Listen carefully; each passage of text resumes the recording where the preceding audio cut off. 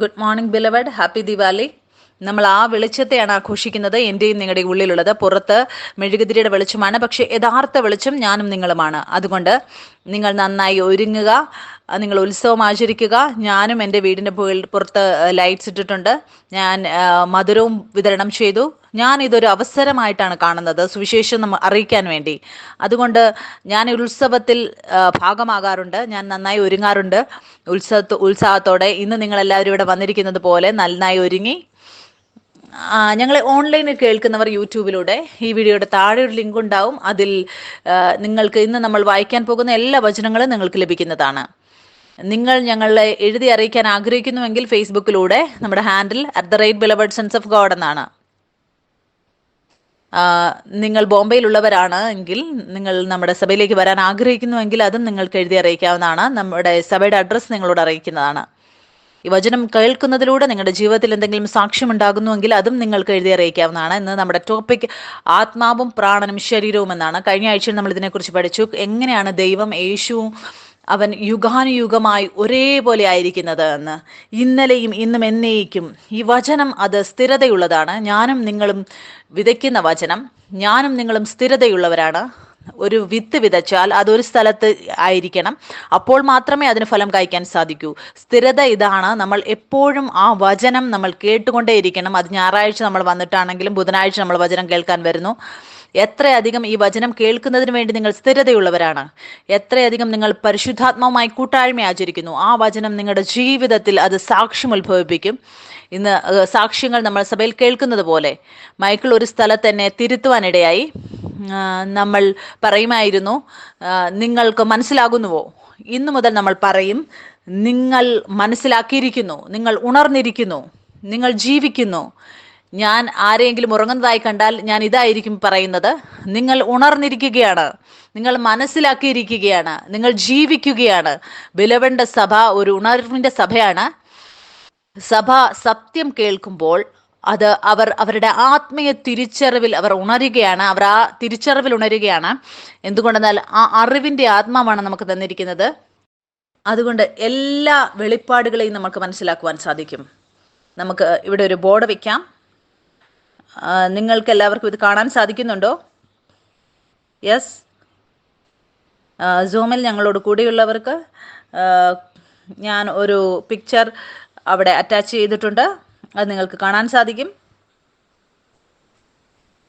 അപ്പോൾ ചില കാര്യങ്ങൾ നമുക്ക് ഉദാഹരണങ്ങളിലൂടെ പഠിക്കാം. എൻ്റെയും നിങ്ങളുടെയും വിണ്ടുജനം നടന്നപ്പോൾ ഇവിടെ നിങ്ങൾക്ക് ചില ചിത്രങ്ങൾ കാണാം ഞാൻ വരച്ചത്. ഞാൻ ആഗ്രഹിക്കുന്നു ഈ സത്യം, ആ സത്യത്തിൽ നമ്മുടെ അടിസ്ഥാനം ഇടണമെന്ന്.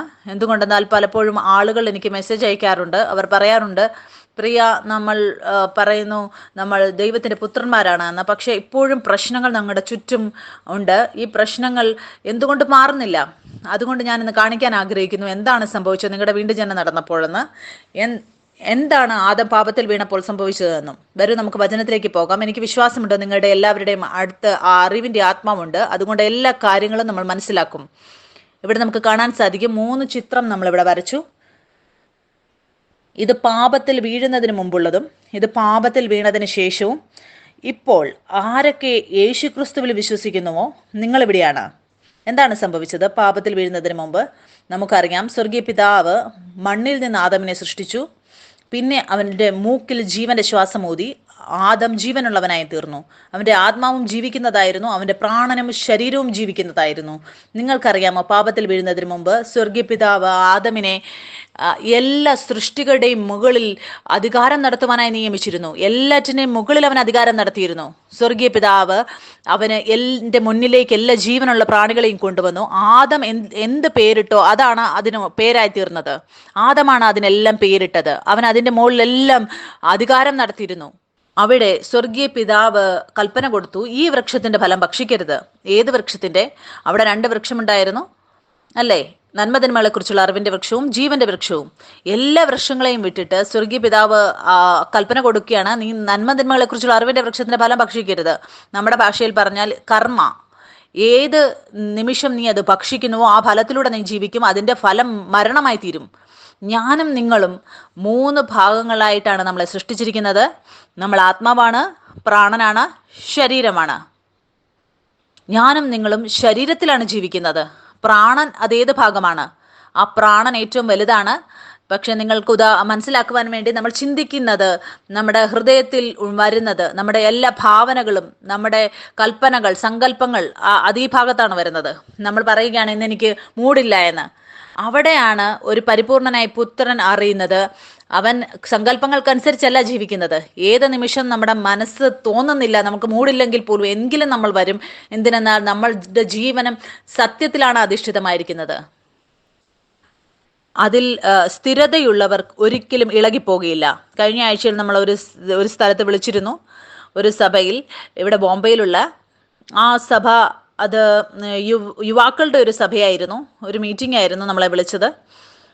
അവരെന്നോട് പറഞ്ഞു, നിങ്ങൾ സ്ഥിരതയെക്കുറിച്ച് നിങ്ങൾ പ്രസംഗിക്കണമെന്ന്.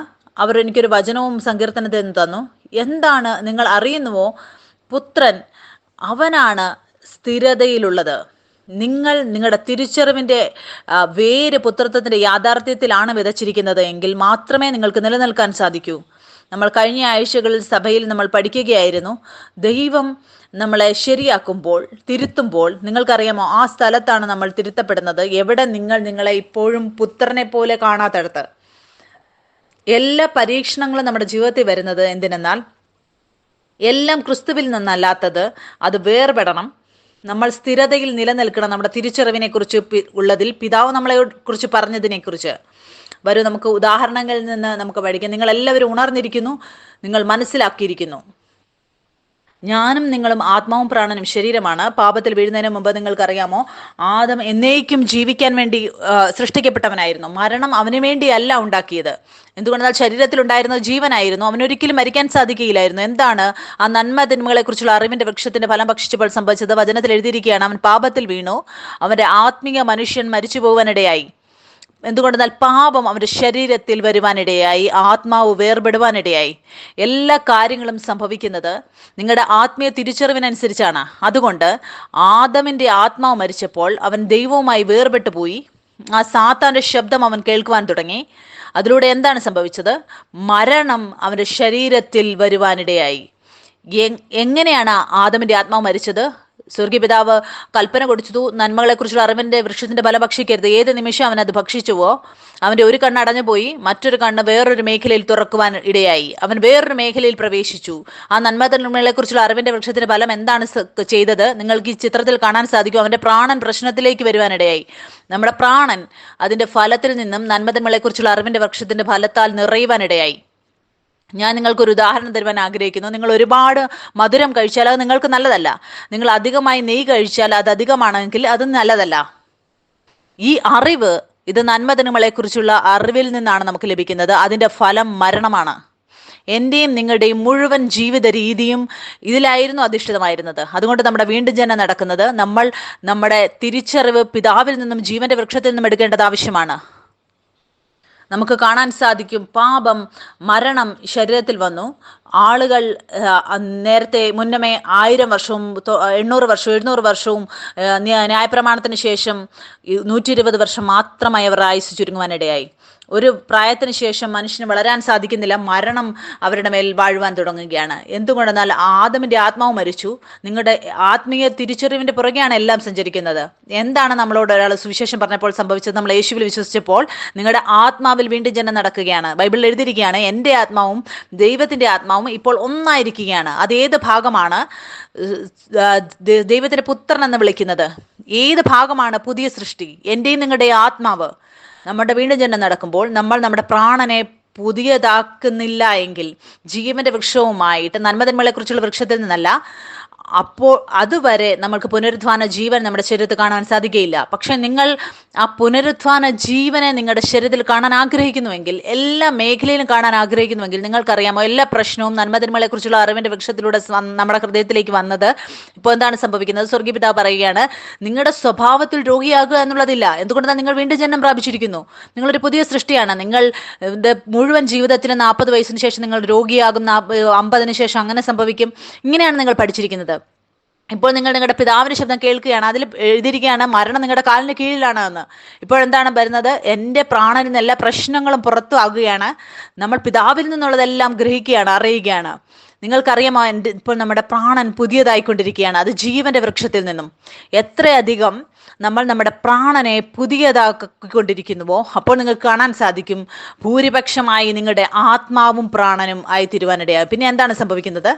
നിങ്ങളുടെ ശരീരത്തിലും ആ പുനരുദ്ധാന ജീവൻ അത് വളരുന്നത് കാണാൻ സാധിക്കും. നിങ്ങൾ ചിന്തിച്ചു നോക്കുക. ഇപ്പോൾ വീണ്ടും ജനം പ്രാപിച്ച പുത്രന്മാർ അവരുടെ പ്രാണനെ പുതിയതാക്കുന്നില്ല എങ്കിൽ ഇപ്പോഴും അവരുടെ ശരീരത്തിൽ ആ മരണം കാണാനിടയാകും. അവർക്ക് ആ വാഗ്ദത്തങ്ങൾ ആമേനിൽ കാണാൻ സാധിക്കില്ല. നിങ്ങൾ മനസ്സിലാക്കിയിരിക്കുന്നു, നിങ്ങൾ ഉണർന്നിരിക്കുന്നു. നമ്മൾ വചനത്തിൽ വായിക്കുകയാണ്, സ്വർഗീയ പിതാവിന് നന്ദി, അവൻ നമ്മെ എല്ലാ രീതിയിലുമുള്ള ആത്മീക അനുഗ്രഹങ്ങൾ, സ്വർഗീയ അനുഗ്രഹങ്ങൾ നമുക്ക് നൽകിയിരിക്കുന്നു. യേശു ക്രിസ്തുവിൽ എത്രയധികം ഞാൻ എൻ്റെ പ്രാണനെ പുതിയതാക്കുന്നു സത്യത്തെക്കുറിച്ച്, ആ വിഷയങ്ങളെക്കുറിച്ച്, ആ കാര്യങ്ങളെക്കുറിച്ച് പിതാവ് എന്നെക്കുറിച്ച് പറയുന്നതിൽ ആ ജീവന്റെ വൃക്ഷത്തിൽ നിന്നും, നന്മതിന്മകളെക്കുറിച്ചുള്ള അറിവിന്റെ വൃക്ഷത്തിൽ നിന്നല്ല, അല്ലെങ്കിൽ ഗൂഗിളിൽ നിന്ന് വരുന്ന അറിവിൽ നിന്നല്ല, ഈ ലോകത്തിൽ നിന്ന് വരുന്ന അറിവിൽ നിന്നോ അല്ലെ ആചാരങ്ങളിൽ നിന്ന് വരുന്ന, അനുഷ്ഠാനങ്ങളിൽ നിന്ന് വരുന്ന അറിവിൽ നിന്നോ അല്ല, പക്ഷേ എൻ്റെ സ്വർഗീയ പിതാവിൻ്റെ വാക്കുകളിൽ നിന്ന് മാത്രമാകുമ്പോൾ എത്രയധികം നമ്മൾ നമ്മുടെ പ്രാണനിൽ അറിവിൽ ഉണരുന്നോ, തിരിച്ചറിവിൽ ഉണരുന്നുവോ, എഫേസ്യർ 2 എഴുതിയിരിക്കുന്നത് പോലെ നിങ്ങളുടെ ആത്മീയ കണ്ണ് തുറക്കുക. നമ്മുടെ പ്രാണൻ ഉണരുമ്പോൾ, അത് പുതിയതാകുമ്പോൾ, അതിൻ്റെ തിരിച്ചറിവിൽ ഉറയ്ക്കുമ്പോൾ ആ ജീവൻ നമ്മുടെ ശരീരത്തിലും വരികയാണ്. പിന്നെ നമുക്ക് കാണാൻ സാധിക്കും നമ്മുടെ ചുറ്റുമുള്ള എല്ലാ മേഖലയിലും ആ മാറ്റം നമുക്ക് കാണാൻ സാധിക്കും. ചിലപ്പോൾ ഒരു ബോസ് ചിലപ്പോൾ ഒരിക്കലും നിങ്ങളെ നോക്കിയിട്ടില്ലായിരിക്കും, പക്ഷെ പെട്ടെന്ന് അവർ നിങ്ങളുടെ ജോലി ഇഷ്ടപ്പെടുകയാണ്. ഒരു സാക്ഷ്യം നമ്മൾ ബുധനാഴ്ച കേട്ടു ഈ വിഷയത്തിൽ. ഈ കാര്യങ്ങൾ നിങ്ങൾ കാണും. എന്തുകൊണ്ടാണ്? നിങ്ങളുടെ ഉള്ളിൽ നിന്ന് ജീവൻ പുറത്തേക്ക് ഒഴുകുകയാണ്. അതുകൊണ്ട് വളരെ ആവശ്യമാണ് നമ്മൾ വീണ്ടും ജന്മം പ്രാപിച്ചപ്പോൾ നമ്മുടെ പ്രാണൻ നമ്മുടെ തിരിച്ചറിവിൽ പുതിയതാക്കുക. നമ്മൾ അങ്ങനെ ചെയ്യാതിരുന്നാൽ അപ്പോഴാണ് നിരാശ ഉത്ഭവിക്കുന്നത്. ചിലപ്പോൾ തോന്നാം സ്വർഗീയ പിതാവ് എന്തുകൊണ്ട് നമ്മുടെ പ്രാർത്ഥന കേൾക്കുന്നില്ല എന്ന്. അത് ഇതുകൊണ്ടാണ്, അത് പരിശുദ്ധാത്മാവിന്റെ തിരിച്ചറിവുമായി കൂട്ടായ്മയുമായിട്ടുള്ളതാണത്. അതുകൊണ്ട് ചിന്തിച്ചു നോക്കുക. നമ്മുടെ വീണ്ടും ജന്മം നടന്നപ്പോൾ സ്വർഗീയ പിതാവ് നമുക്ക് പരിശുദ്ധാത്മാവിനെ തന്നു. എന്തിനാണ് പരിശുദ്ധാത്മാവിനെ തന്നത്? പരിശുദ്ധാത്മാവിനെ ഒരു സഹായകനായിട്ടാണ് നമുക്ക് തന്നത്. പഴയ നിയമത്തിൽ ആദമുണ്ടായിരുന്നു, ആദമിന് വേണ്ടി ഹൗവയെ സഹായകനായിട്ട് പറഞ്ഞു. പക്ഷെ പുതിയ നിയമത്തിൽ പരിശുദ്ധാത്മാവിനെ നമ്മൾ സഹായകനായിട്ട് പറയുകയാണ്. പ്രശ്നം വരുമ്പോൾ നമ്മുടെ ആരുടെ അടുത്തേക്കാണ് ഓടേണ്ടത്? പരിശുദ്ധാത്മാവിൻ്റെ അടുത്തേക്കാണ് ഓടേണ്ടത്. നിങ്ങളുടെ ജീവിതം പരിശുദ്ധാത്മാവുമായി കൂട്ടായ്മ ആചരിക്കുന്നുവെങ്കിൽ നിങ്ങൾക്ക് ആ പുനരുത്ഥാന ജീവൻ നിങ്ങളുടെ ശരീരത്തിലും നിങ്ങളുടെ ജീവന്റെ എല്ലാ മേഖലയിലും കാണാൻ സാധിക്കും. അതുകൊണ്ട് നിങ്ങളുടെ ജീവിതത്തിന്റെ എല്ലാ മേഖലയിലെ കാര്യങ്ങളിലും നിങ്ങൾ പരിശുദ്ധാത്മാവുമായി കൂട്ടായ്മ വെക്കണം. എൻ്റെ നിങ്ങളുടെ വീണ്ടും ജന്മം നടക്കുമ്പോൾ നമ്മൾ പരിശുദ്ധാത്മാവിന് അധീനരാകുകയാണ്. ആ അച്ചടക്കത്തിൽ ജീവിക്കാൻ വേണ്ടി, എല്ലാ കാര്യങ്ങളും പഠിക്കാൻ വേണ്ടി പിതാവ് നമ്മളെക്കുറിച്ച് പറയുന്നതിൽ അങ്ങനെയുള്ള എല്ലാ വിത്തുകളെയും നമ്മുടെ ഉള്ളിൽ നിന്ന് പുറത്താക്കും. ഈ ലോകത്തിലൂടെ നമ്മുടെ ഉള്ളിൽ വിതയ്ക്കപ്പെട്ടത് ഏത് നിമിഷം ആദം പാപത്തിൽ വീണോ, നന്മതിന്മകളെക്കുറിച്ചുള്ള അറിവിന്റെ വൃക്ഷത്തിന്റെ ഫലത്താൽ അവന്റെ പ്രാണൻ പ്രശ്നത്തിലായി. എല്ലാ വിത്തുകളും നമ്മുടെ സ്വർഗീയ പിതാവിന് അല്ലാത്തതെല്ലാം പുറത്താക്കപ്പെടുകയാണ് നമ്മുടെ പ്രാണനിലൂടെ. എങ്ങനെ? ആ എല്ലാ കളകളെ പോലെയും വിതയ്ക്കപ്പെട്ടത് നമ്മൾ വചനത്തിൽ വായിക്കുമ്പോൾ എൻ്റെ തിരിച്ചറിവിനെ കുറിച്ച് ഞാൻ കാണുമ്പോൾ ആ മേഖലകളെ ഞാൻ കാണുകയാണ്. അതിൽ ഞാൻ ഇപ്പോഴും അങ്ങനെ ആയിട്ടില്ല പിതാവിനെ കുറിച്ച് പറയുന്നത് പോലെ ഞാൻ കാണുകയാണ്. ഈ സ്ഥലത്ത് ഞാൻ ഈ ലോകത്തിൽ നിന്നാണ് ഞാൻ തിരിച്ചറിഞ്ഞിരിക്കുന്നത്. ഞാൻ എന്താണ് ചെയ്തത്? ഇതെൻ്റെ കാലിൻ്റെ കീഴിലുള്ള വിഷയമാണ്. കഴിഞ്ഞ ആഴ്ചയിൽ എനിക്ക് സംഭവിച്ചതുപോലെ എന്തെന്നാൽ ഞാൻ കുറച്ചധികം ദേഷ്യപ്പെട്ടു എൻ്റെ അയൽവക്കംകാരുമായിട്ട്. ഞാൻ എപ്പോഴും കുറച്ചധികം ദേഷ്യമുള്ള ആളായിട്ടാണ് ജീവിച്ചത്. മൈക്കിളിനോട് ഞാൻ പറഞ്ഞു, ഞാൻ ഈ മേഖലയിൽ വിജയാളി ആയിക്കൊണ്ടിരിക്കുകയാണ്. അദ്ദേഹം എന്നോട് പറഞ്ഞു, എന്തിനാണ് നീ അങ്ങനെ ചെയ്യുന്നത്? നിങ്ങൾ അങ്ങനെ പറഞ്ഞുകൊണ്ടിരുന്നാൽ നിങ്ങൾ എപ്പോഴും വിജയാളിയാകാൻ ശ്രമിച്ചുകൊണ്ടേയിരിക്കും. സത്യം ഇതാണ്, നിങ്ങൾ മുന്നമേ വിജയാളിയാണ്. ഇതിന് മുകളിൽ സത്യം ഇതാണ്, ആ സമാധാനത്തിന്റെ ആത്മാവാണ് എൻ്റെ അടുത്തുള്ളത്. അതുകൊണ്ട് എനിക്ക് വിശ്വസിക്കാൻ സാധിക്കും വ്യാജത്തിൽ എനിക്ക് ഇനിയും അതിൽ വിജയാളിയാകാനുണ്ട് എന്ന്. ഞാൻ പിന്നെയും ആ ചക്രത്തിൽ അകപ്പെട്ടിരിക്കും. നിങ്ങൾ എത്ര പേർ വിശ്വസിക്കും നമ്മൾ സൗഖ്യമായിക്കൊണ്ടിരിക്കുകയാണ്, ആ ആഗ്രഹത്തിലായിരിക്കുന്നത്? പക്ഷെ സത്യം ഇതാണ്, നിങ്ങൾ മുന്നമേ സൗഖ്യത്തിലാണ്. ഒരു കാര്യവും പൂർത്തിയാക്കാത്തതായിട്ടല്ല, എല്ലാം പൂർത്തീകരിക്കപ്പെട്ടതായിട്ടാണ്. എന്തുകൊണ്ടെന്നാൽ അത് നമ്മുടെ സ്വഭാവത്തിലേ ഇല്ല. എൻ്റെ ശരീരത്തിൽ എന്തെങ്കിലും രോഗത്തിന്റെ ലക്ഷണം കണ്ടാൽ ശരീരം എന്നോട് പറയും നീ രോഗിയാണ് എന്ന്. ഞാൻ പറയും അല്ല, ഇതെൻ്റെ സ്വഭാവത്തിലില്ല. ഞാൻ പുനരുത്ഥാന ജീവനാണ് എൻ്റെ ഉള്ളിലുള്ളത്. ആ ലക്ഷണങ്ങൾ അപ്രത്യക്ഷമാകും. അതുപോലെ നിങ്ങൾക്ക് അങ്ങനെയുള്ള ലക്ഷണങ്ങൾ കാണുമ്പോൾ നിങ്ങൾ കൂടുതൽ ദേഷ്യപ്പെടുന്നതായിട്ട്, അത് വ്യാജമാണ്, അത് ശരീരത്തിലായിരിക്കും. പക്ഷെ ഞാൻ ശരീരമല്ല, ഞാൻ ആത്മാവാണ്. ഞാൻ പിതാവിനെ കുറിച്ച് പറയുന്നത് എന്താണോ അതാണ് ഞാൻ. ബാക്കി ശരീരത്തിന്റെ എല്ലാ കാര്യങ്ങളും എൻ്റെ കാലിന്റെ കീഴിലാണ്. വരൂ നമുക്ക് വചനത്തിൽ നിന്ന് പഠിക്കാം. നമുക്ക് ഏറ്റവും ആദ്യം യോഹന്നാന്റെ സുവിശേഷം അതിന്റെ 15-ാം അധ്യായം നമുക്ക് വായിക്കാം. ഞാൻ സാക്ഷാൽ മുന്തിരിവള്ളിയും എൻ്റെ പിതാവ് തോട്ടക്കാരനുമാകുന്നു. മുന്നോട്ട് എഴുതിയിരിക്കുകയാണ്, എന്നിൽ കായ്ക്കാത്ത കൊമ്പൊക്കെയും അവൻ നീക്കിക്കളയുന്നു, കായ്ക്കുന്നതൊക്കെയും അധികം ഫലം കായ്ക്കേണ്ടതിന് ചെത്തി വെടിപ്പാക്കുന്നു. ഞാൻ നിങ്ങളോട് പറഞ്ഞിരുന്നു, ഞാനും നിങ്ങളും ഫലം നൽകുന്ന കൊമ്പാണ്. ഇവിടെ ഞാനൊരു ചിത്രം വരയ്ക്കുകയാണ്. നിങ്ങൾക്കിത് കാണാൻ സാധിക്കുന്നുണ്ടോ? ഈ ഭാഗം ഇത് മുന്തിരിവള്ളിയാണ്, ഇത് കൊമ്പാണ്. എത്ര പേരറിയുന്നു ജീവൻ കൊമ്പിന് ലഭിക്കുന്നത് അതെവിടെ നിന്നാണ് ലഭിക്കുന്നത്? അത് ആ മുന്തിരിവള്ളിയിൽ നിന്നാണ് അത് ലഭിക്കുന്നത്. എത്രയധികം ആ കൊമ്പ് അതിനോട് ചേർന്നിരിക്കുന്നുവോ. ഫലം ഉത്ഭവിപ്പിക്കാനുള്ള ഭാരം കൊമ്പിനാണോ? അല്ല, അത് മുന്തിരിവള്ളിയുടെ പ്രവൃത്തിയാണ്. എൻ്റെയും നിങ്ങളുടെയും പ്രവൃത്തി ഇത് മാത്രമാണ്, ആ മുന്തിരിവള്ളിയിൽ നിലനിൽക്കുക. പിന്നെ ആ മുഴുവൻ ജീവനും മുന്തിരിവള്ളിയുടേത്, അത് കൊമ്പിലേക്ക് ഒഴുകാൻ തുടങ്ങും. ഞാനിത് മുൻപും ഉണ്ടാക്കിയിട്ടുണ്ട്. എല്ലാ വാഗ്ദത്തങ്ങളും ആമേനിൽ ആയിരിക്കുന്നത് ഇവിടെയാണ്, ഈ കൊമ്പിലാണ്, ഈ മുന്തിരിവള്ളിയിലാണ്. എത്രയധികം സ്വർഗീയ അനുഗ്രഹങ്ങളുണ്ട്, അതെല്ലാം അവിടെ നിന്നാണ് നമുക്ക് ലഭിക്കുന്നത്. ഈ ഭാഗം, ഈ കൊമ്പ് മുന്തിരിവള്ളിയുമായി ചേരുന്നിടം, അത് നമ്മുടെ പ്രാണനാണ്. നിങ്ങൾക്കറിയാമോ എത്രയധികം കളകൾ നമ്മുടെ പ്രാണനിൽ വിതച്ചിരിക്കുന്നത്? അത് പുറത്തു പോകുന്നത് ആ ജീവൻ മുന്തിരിവള്ളിയിൽ നിന്ന് കൊമ്പിലേക്ക് ഒഴുകുമ്പോഴാണ്. പിന്നെ നമുക്ക് നമ്മുടെ ജീവിതത്തിലെ ഫലങ്ങൾ കാണാൻ സാധിക്കും. ഞാൻ നിങ്ങളോട് മുൻപ് പറഞ്ഞു, സത്യം അതൊരു തിരഞ്ഞെടുപ്പാണ്. നിങ്ങൾ സത്യത്തിൽ വിശ്വസിക്കുമ്പോൾ, അത് വിശ്വസിക്കുക എന്നുള്ളത് ഒരു തിരഞ്ഞെടുപ്പാണ്. ഞാൻ കോപിച്ചപ്പോൾ എന്താണ് സംഭവിച്ചത്? പരിശുദ്ധാത്മാവിനെ കാണിച്ചു. ആ തിരിച്ചറിവ് അത് എൻ്റേതല്ല, അത് ശരീരത്തിൻ്റെ തിരിച്ചറിവാണ്. ഞാൻ എന്നെ തന്നെ ആ തിരിച്ചറിവുമായി ശരീരത്തിൽ നിന്ന് വേർപെടുത്തിയപ്പോൾ ഞാൻ പരിശുദ്ധാത്മാവിന് നന്ദി അർപ്പിച്ചു. ഞാൻ അറിഞ്ഞു ഞാൻ ഏത് സത്യത്തിലാണ് വിശ്വസിക്കുന്നത് എന്ന്. ഇതിനു മുൻപ് എത്രയധികം ഞാൻ സത്യവുമായി ഒന്നായപ്പോൾ, ഇപ്പോൾ ആ സത്യത്തിന്റെ ഫലം എൻ്റെ ജീവിതത്തിൽ കാണാൻ സാധിക്കും. എന്തുകൊണ്ടെന്നാൽ വിശ്വസിക്കുക എന്നുള്ളത് ഈ സത്യത്തിൽ എൻ്റെയും നിങ്ങളുടെയും തിരഞ്ഞെടുപ്പാണ്. എൻ്റെ തിരഞ്ഞെടുപ്പാണ്. ഞാൻ അതിൽ വിശ്വസിക്കുന്നു. പിതാവ് എന്നെക്കുറിച്ച് പറഞ്ഞതിൽ നിങ്ങൾക്ക് വേറൊരു തെളിവിൻ്റെയും ആവശ്യമില്ല. ഈ കാര്യത്തെക്കുറിച്ച് വിശ്വസിക്കുവാൻ വേണ്ടി പിതാവ് നിങ്ങളെക്കുറിച്ച് പറഞ്ഞതിൽ. അതിൻ്റെ അർത്ഥം നമ്മൾ പറയുകയാണ് അങ്ങനെ സംഭവിച്ചാൽ നമ്മൾ പുത്രന്മാരാകുമെന്ന്. അങ്ങനെയല്ല. വിശ്വാസം ഇതാണ്, നമ്മൾ വിശ്വസിക്കുന്നു, അത് സത്യമായതുകൊണ്ട്. ഇതെങ്ങനെയാണ്? സൂര്യൻ അത് പച്ചയല്ല, അത് മഞ്ഞയാണ്. നിങ്ങൾ എന്തുകൊണ്ടാണ് അതിൽ വിശ്വസിക്കുന്നത്? അതൊരു സത്യമായതുകൊണ്ട്. അതൊരു വ്യത്യാസവുമില്ല. നിങ്ങളുടെ ഇന്നത്തെ നല്ല ദിവസമാണോ ചീത്ത ദിവസമാണോ, നിങ്ങൾ വിശ്വസിക്കുക ആ കാര്യത്തിൽ. എന്തുകൊണ്ടെന്നാൽ അതാണ് സത്യം.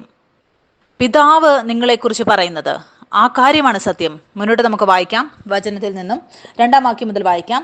എന്നിൽ കായ്ക്കാത്ത കൊമ്പൊക്കെയും അവൻ നീക്കിക്കളയുന്നു, കായ്ക്കുന്നതൊക്കെയും അധികം ഫലം കായ്ക്കേണ്ടതിന് ചെത്തി വെടിപ്പാക്കുന്നു. ഞാൻ നിങ്ങളോട് സംസാരിച്ച വചനം നിമിത്തം നിങ്ങളിപ്പോൾ ശുദ്ധിയുള്ളവരാകുന്നു. എന്നിൽ വസിപ്പീൻ, ഞാൻ നിങ്ങളിലും വസിക്കും. കൊമ്പിന് മുന്തിരിവള്ളിയിൽ വസിച്ചിട്ടല്ലാതെ സ്വയമായി കായ്പാൻ കഴിയാത്തതുപോലെ എന്നിൽ വസിച്ചിട്ടല്ലാതെ നിങ്ങൾക്കും കഴിയുകയില്ല. നമ്മൾ സ്വർഗീയപിതാവിന്റെ വചനങ്ങളിൽ നമ്മൾ വിശ്വസിക്കുന്നില്ല എങ്കിൽ, അവനെ നിലനിൽക്കുന്നില്ല എങ്കിൽ, ആ ജീവൻ നമ്മളിലൂടെ ഒഴുകുകയില്ല.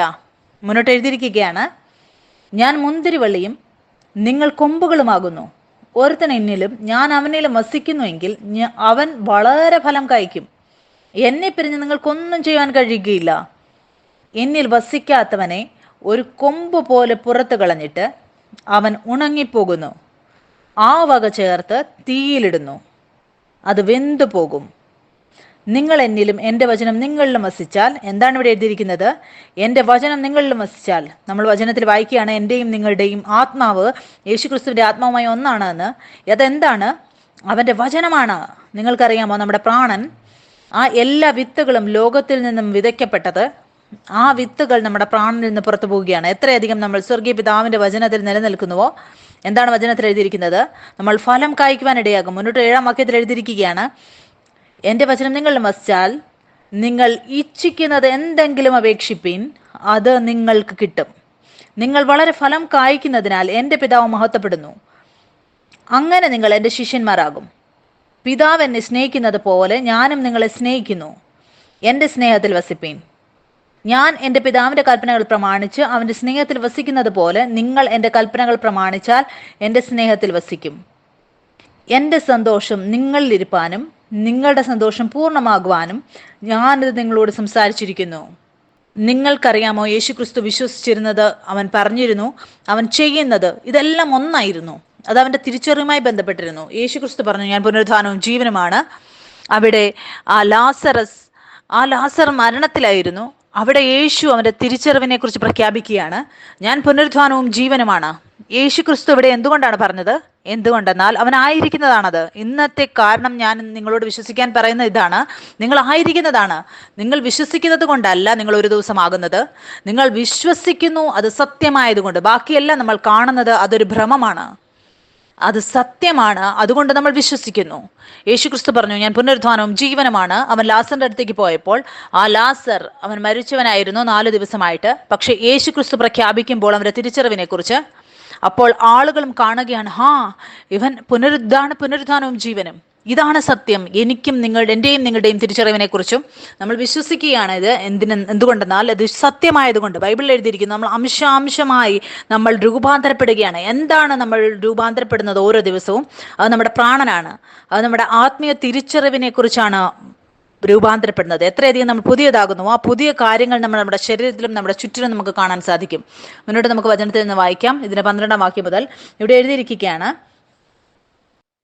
എന്റെ സന്തോഷം നിങ്ങളിൽ ഇരിപ്പാനും നിങ്ങളുടെ സന്തോഷം പൂർണ്ണമാകുവാനും ഞാനത് നിങ്ങളോട് സംസാരിച്ചിരിക്കുന്നു. ഞാൻ നിങ്ങളെ സ്നേഹിക്കുന്നത് പോലെ നിങ്ങളും തമ്മിൽ തമ്മിൽ സ്നേഹിക്കണം എന്നാകുന്നു എൻ്റെ കൽപ്പന. സ്നേഹിതന്മാർക്ക് വേണ്ടി ജീവനെ കൊടുക്കുന്നതിലും അധികമുള്ള സ്നേഹം ആർക്കുമില്ല. യേശു ചെയ്തതുപോലെ ഞാൻ നിങ്ങളോട് കൽപ്പിക്കുന്നത് ചെയ്താൽ നിങ്ങൾ എൻ്റെ സ്നേഹിതന്മാർ തന്നെ. യജമാനൻ ചെയ്യുന്നത് ദാസൻ അറിയായക കൊണ്ട് ഞാൻ നിങ്ങളെ ദാസന്മാർ എന്ന് ഇനി പറയുകയില്ല. ഞാൻ എൻ്റെ പിതാവിനോട് കേട്ടത് എല്ലാം നിങ്ങളോട് അറിയിച്ചതുകൊണ്ട് നിങ്ങളെ സ്നേഹിതന്മാർ എന്ന് പറഞ്ഞിരിക്കുന്നു. നിങ്ങളെന്നെ തിരഞ്ഞെടുത്തു എന്നല്ല, ഞാൻ നിങ്ങളെ തിരഞ്ഞെടുത്തു. ഇന്ന് ആരൊക്കെ ഈ വചനം കേൾക്കുന്നുവോ, ഈ സത്യം നിങ്ങൾക്ക് വേണ്ടിയുള്ളതാണ്. നിങ്ങളല്ല അവനെ തിരഞ്ഞെടുത്തത്, യേശു ക്രിസ്തുവാണ് നിങ്ങളെ തിരഞ്ഞെടുത്തത്. മുന്നോട്ട് എഴുതിയിരിക്കുകയാണ്: നിങ്ങൾ പോയി ഫലം കായ്ക്കേണ്ടതിനും നിങ്ങളുടെ ഫലം നിലനിൽക്കേണ്ടതിനും നിങ്ങളെ ആക്കി വെച്ചുമിരിക്കുന്നു. നിങ്ങൾക്കറിയാമോ, ഫലം നമ്മുടെ ജീവിതത്തിൽ ഉണ്ടാകുന്നത് എന്തിനെന്നാൽ അത് കുറച്ച് സമയത്തേക്കല്ല, അത് എന്നേക്കും നിലനിൽക്കേണ്ടതിനാണ്. മുന്നോട്ട് എഴുതിയിരിക്കുകയാണ്: നിങ്ങൾ എൻ്റെ നാമത്തിൽ പിതാവിനോട് അപേക്ഷിക്കുന്നൊക്കെയും അവൻ നിങ്ങൾക്ക് തരുവാനായിട്ട് തന്നെ. നിങ്ങൾ തമ്മിൽ തമ്മിൽ സ്നേഹിക്കേണ്ടതിന് ഞാനിത് നിങ്ങളോട് കൽപ്പിക്കുന്നു. മുന്നോട്ട് നമുക്ക് വായിക്കാം. യോഹന്നാൻ എഴുതിയ സുവിശേഷം അതിൻ്റെ 4-ാം അധ്യായം. ഇവിടെ ഈ വചനം നമ്മൾ വായിക്കുകയാണ്. ഇവിടെ യേശു ശമരിയ സ്ത്രീയെ കാണാൻ പോവുകയാണ്. ഒരു കിണറിൻ്റെ അടുത്താണ് കാണുന്നത്. ചൂസൺ സീരീസ് നിങ്ങൾ കാണാൻ സാധിക്കും. അത് വളരെ നന്നായിട്ടാണ് ഉണ്ടാക്കിയിരിക്കുന്നത്. ഇവിടെ നമുക്ക് വചനത്തിൽ വായിക്കുകയാണ്, യേശു ആ കിണറിൻ്റെ അടുത്ത് ചെന്നിട്ട് ആ ശമരിയ സ്ത്രീയോട് പറയുകയാണ്, എനിക്ക് നീ ജലം നൽകുക കുടിക്കാനായിട്ട്. പിന്നെ നമുക്ക് മുന്നോട്ട് വായിക്കാൻ സാധിക്കും, യേശു അവളോട് പറയുകയാണ്, നീ എന്നോട് ജലം ചോദിച്ചിരുന്നുവെങ്കിൽ നീ ഒരിക്കലും ദാഹിക്കാത്ത ജലം ഞാൻ നിനക്ക് തരുമായിരുന്നു. പക്ഷെ ഇത് നീ കുടിച്ചാൽ നിനക്ക് വീണ്ടും ദാഹമുണ്ടാവും. പക്ഷെ ജീവന്റെ ജലം ഞാൻ നിങ്ങൾക്ക് തരുന്നത് അത് എന്നേക്കും നിന്റെ ഉള്ളിൽ ഒരു ജീവന്റെ ഉറവിന് കാരണമായി തീരും. എത്ര പേരറിയുന്നു, നിങ്ങൾ യേശുവിന്റെ അടുത്ത് വന്നപ്പോൾ ആ ദാഹമായിരുന്നു നമ്മുടെ ജീവിതത്തിൽ ആ ഇല്ലായ്മ, അത് യേശു ക്രിസ്തുവിന്റെ അടുത്ത് വന്നപ്പോൾ അവൻ നമ്മളെ തൃപ്തരാക്കി. നമ്മൾ അറിഞ്ഞു, ഇതാണ് യഥാർത്ഥ ജീവന്റെ അപ്പം, ഇവനാണ് യഥാർത്ഥ ജീവന്റെ ജലം.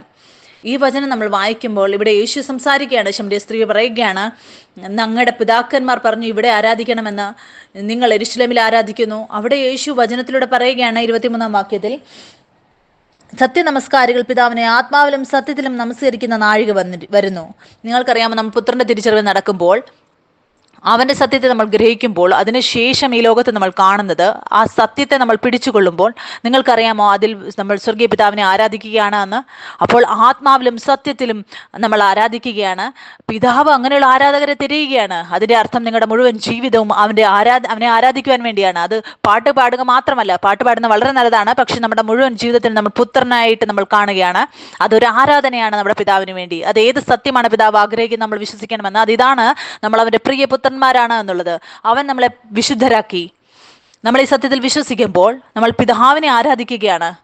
സ്വർഗീയ പിതാവ് ആത്മാവാണ്. അവനെ ആരാധിക്കുന്നവർ വളരെ ആവശ്യമാണ്. അവരെ ആത്മാവിലും സത്യത്തിലും ആരാധിക്കണം. എന്റെയും നിങ്ങളുടെയും പിതാവ്, ഇവിടെ വചനത്തിൽ എന്താണ് എഴുതിയിരിക്കുന്നത്? എന്താണ്? അവനൊരു ആത്മാവാണ്. ഞാനും നിങ്ങളും അവനിൽ നിന്നും ജനിച്ചിരിക്കുന്നു ആത്മാവിലൂടെ. പിന്നെ ഞാനും നിങ്ങൾ ഇപ്പോൾ എന്താണ്? ഞാനും നിങ്ങളും ശരീരമാണോ? ഞാൻ നിങ്ങളും പ്രാണനാണോ? എനിക്കും നിങ്ങൾക്കും പ്രാണനുണ്ട്, എനിക്ക് നിങ്ങൾക്കും ശരീരമുണ്ട്. പക്ഷേ എൻ്റെയും നിങ്ങളുടെ തിരിച്ചറിവ് എന്താണ്? നമ്മളൊരു ആത്മാവാണ്. നമ്മൾക്ക് ആരുടെ വാക്കാണ് കേൾക്കേണ്ടത്? ഏതിലാണ് നമ്മൾ വിശ്വസിക്കേണ്ടത്? ആത്മീയ സത്യത്തിൽ. പിന്നെ ആ സത്യം ഫലങ്ങൾ ഉത്ഭവിപ്പിക്കും.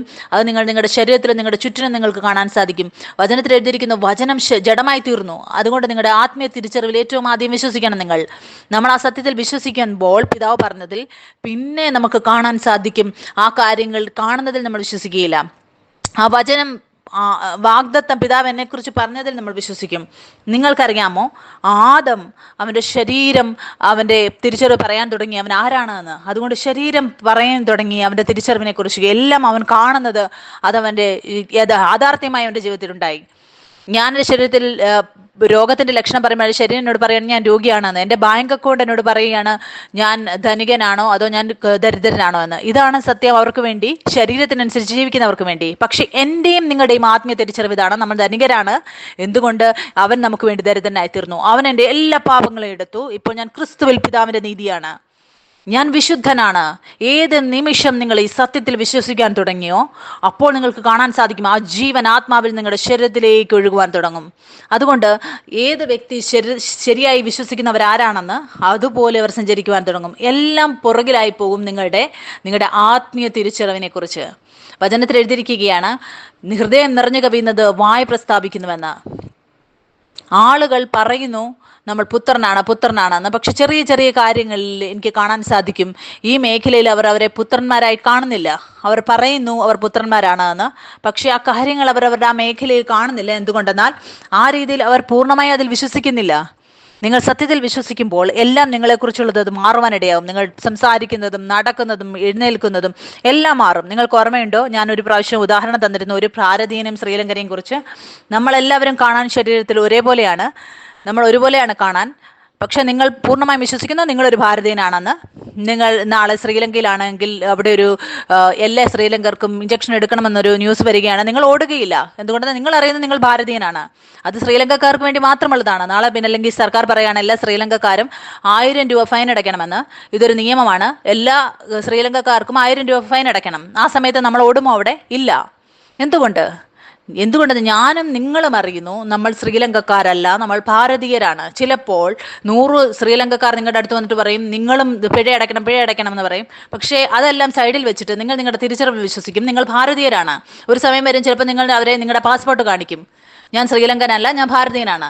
ആ പാസ്പോർട്ട് വചനത്തെ പോലെയാണ്. എൻ്റെയും നിങ്ങളുടെയും തിരിച്ചറിവും ഈ പുസ്തകത്തിലാണ് വരുന്നത്. ഈ പുസ്തകത്തിൽ വചനങ്ങൾ എഴുതിയിരിക്കുന്നു. പിന്നെ നിങ്ങൾ അറിയും ഞങ്ങൾ കാണാൻ അവരെ പോലെ ആണെങ്കിലും നിങ്ങൾ അവരെ പോലെ അല്ല. അതേപോലെയാണ് എൻ്റെയും നിങ്ങളുടെയും ഇത് അനേകം തിരിച്ചറിവ് ഈ ലോകത്ത് നമുക്ക് കാണാൻ സാധിക്കും. പക്ഷെ എൻ്റെയും നിങ്ങളുടെയും തിരിച്ചറിവ് നമ്മൾ ഈ ലോകത്തിലായിരിക്കുന്നുവെങ്കിലും നമ്മൾ ഈ ലോകത്തിലുള്ളവരല്ല. ഒരു സ്ഥലത്ത് ഞാൻ പ്രസംഗിക്കുകയായിരുന്നു. ഞാൻ പറഞ്ഞു എന്തുകൊണ്ടാണ് ആളുകൾ കല്ലെടുത്തിരുന്നത് യേശുവിനെ എറിയാൻ? എന്തുകൊണ്ടെന്നാൽ അവൻ പറയുമായിരുന്നു ദൈവം എൻ്റെ പിതാവാണ്. അതിൻ്റെ അടുത്ത ലൈനിൽ ഇങ്ങനെയാണ് എഴുതിയിരുന്നത്, അവൻ ദൈവത്തോട് തുല്യനാക്കി.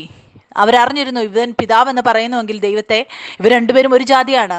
ഒരുപാട് സഭകൾ പിതാവെന്ന് പറയും, പക്ഷെ അവരുടെ അറിവ് ഇപ്പോഴും ഇതാണ്, നമ്മൾ വേറെ വേറെ ജാതിയാണ്. ദൈവത്തെ എനിക്ക് തൊടുവാൻ പോലും സാധിക്കില്ല. നിങ്ങൾ അത്ഭുതവും പക്ഷെ ഞാൻ സാധാരണവുമാണ്. ഈ സത്യത്തിൽ ഇതുവരെ അവൻ ഉണർന്നിട്ടില്ല. യേശുക്രിസ്തു പറഞ്ഞു ഞാൻ നിങ്ങളുടെ പിതാവും. ഈ സത്യത്തിൽ ഇതുവരെ അവർ ഉണർന്നിട്ടില്ല. യേശുക്രിസ്തു പറഞ്ഞു ഞാൻ നിങ്ങളുടെ ദൈവവും എൻ്റെ ദൈവവും എൻ്റെ പിതാവും നിങ്ങളുടെ പിതാവുമായവൻ്റെ അടുത്തേക്ക് പോകുന്നു. പരിശുദ്ധാത്മാവ് എൻ്റെയും നിങ്ങളുടെ അകത്ത് തന്നിരിക്കുന്നു. നമ്മൾ അവനെ പോലെ ഓരോ ദിവസവും രൂപാന്തരപ്പെടുവാൻ. നമ്മുടെ ആത്മീയ തിരിച്ചറിവിൽ സഞ്ചരിക്കുന്നു. നമ്മൾ അറിയുന്നു പിതാവും ഞാനും ഇപ്പോൾ ഒരു ജാതിയാണ്, അത് സ്വർഗീയ ജാതിയാണ്. ഞാൻ നിങ്ങളുമായി പങ്കുവച്ചു യേശുക്രിസ്തു എൻ്റെ സ്വപ്നത്തിൽ വന്നപ്പോൾ ആ പുതിയ സൃഷ്ടിയെക്കുറിച്ചുള്ള തിരിച്ചറിവ് എനിക്ക് ലഭിച്ചു. എനിക്ക് പറയാൻ സാധിച്ചില്ല ഞാൻ എന്നെ തന്നെയാണോ കാണുന്നത് അതോ യേശുവിനെയാണോ. അവനെപ്പോലെ ഞാൻ കണ്ടു. എന്തുകൊണ്ടാണ് ഞാനും ഒന്നായി യേശുവും ഒരാത്മാവായിരിക്കും. ഞാൻ എന്താണ് പറയാൻ വന്നത്? ആ സമയത്ത് എൻ്റെ മുടി പൊഴിഞ്ഞുകൊണ്ടിരുന്നു. അവൻ എന്നെ പഠിപ്പിക്കുകയായിരുന്നു നിന്റെ കണ്ണ് നിങ്ങളുടെ ശരീരത്തിലാണ്. ഇപ്പോൾ ആ കാര്യത്തിലല്ല ഞാൻ നിന്നെക്കുറിച്ച് പറഞ്ഞിരിക്കുന്നതിൽ. ഞാൻ എൻ്റെ ഒരു കണ്ണ് അടച്ചിട്ട് ഈ കാര്യത്തിൽ വിശ്വസിച്ചു പിതാവിനെ കുറിച്ച് പറഞ്ഞതിൽ.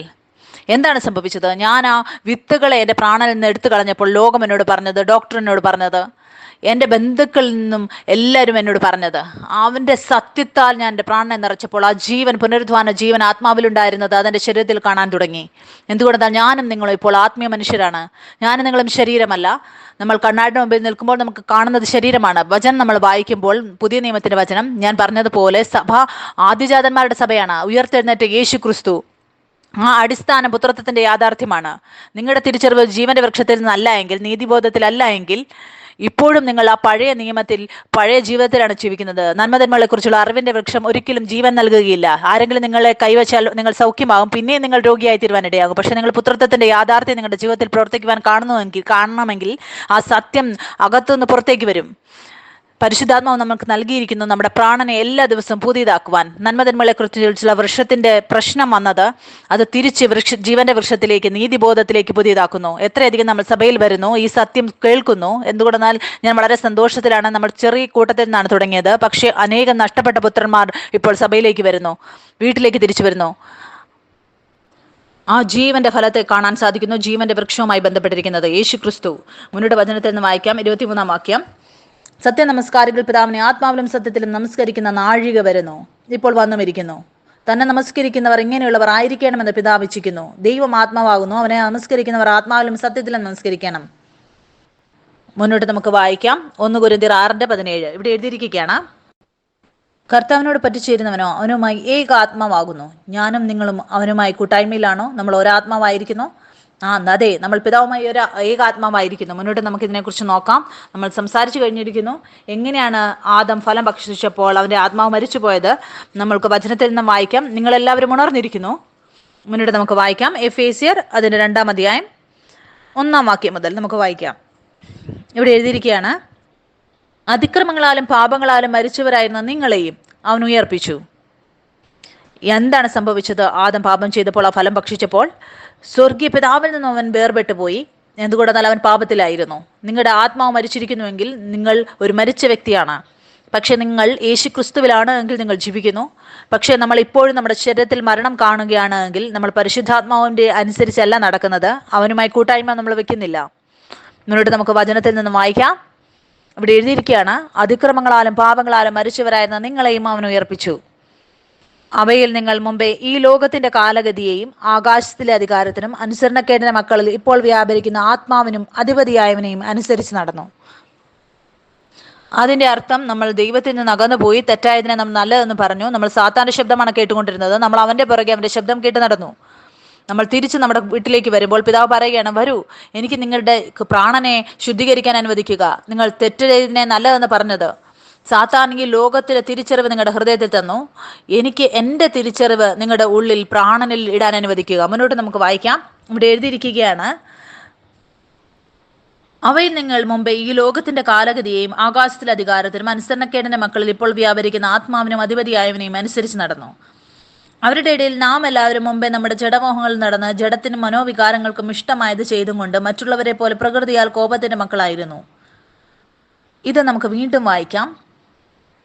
നമ്മുടെ ജഡത്തിന്റെ മോഹങ്ങളിൽ നടന്ന് ജഡത്തിനും മനോവികാരങ്ങൾക്കും ഇഷ്ടമായത് ചെയ്തും കൊണ്ട് മറ്റുള്ളവരെ പോലെ പ്രകൃതിയാൽ കോപത്തിന്റെ മക്കളായിരുന്നു. നിങ്ങൾക്കറിയാമോ, ഇതിനെക്കുറിച്ച് നമ്മൾ അടുത്ത ആഴ്ചയിൽ വീണ്ടും പഠിക്കും. ആളുകൾ ആ ശിക്ഷയെക്കുറിച്ച് സംസാരിക്കുകയാണ്. നിങ്ങൾക്കറിയാമോ, ഒരു മേഖലയുണ്ട്, അവിടെ ദൈവത്തിന്റെ ശിക്ഷയുണ്ട്. അവിടെ പാപം പ്രവർത്തിക്കുന്നു.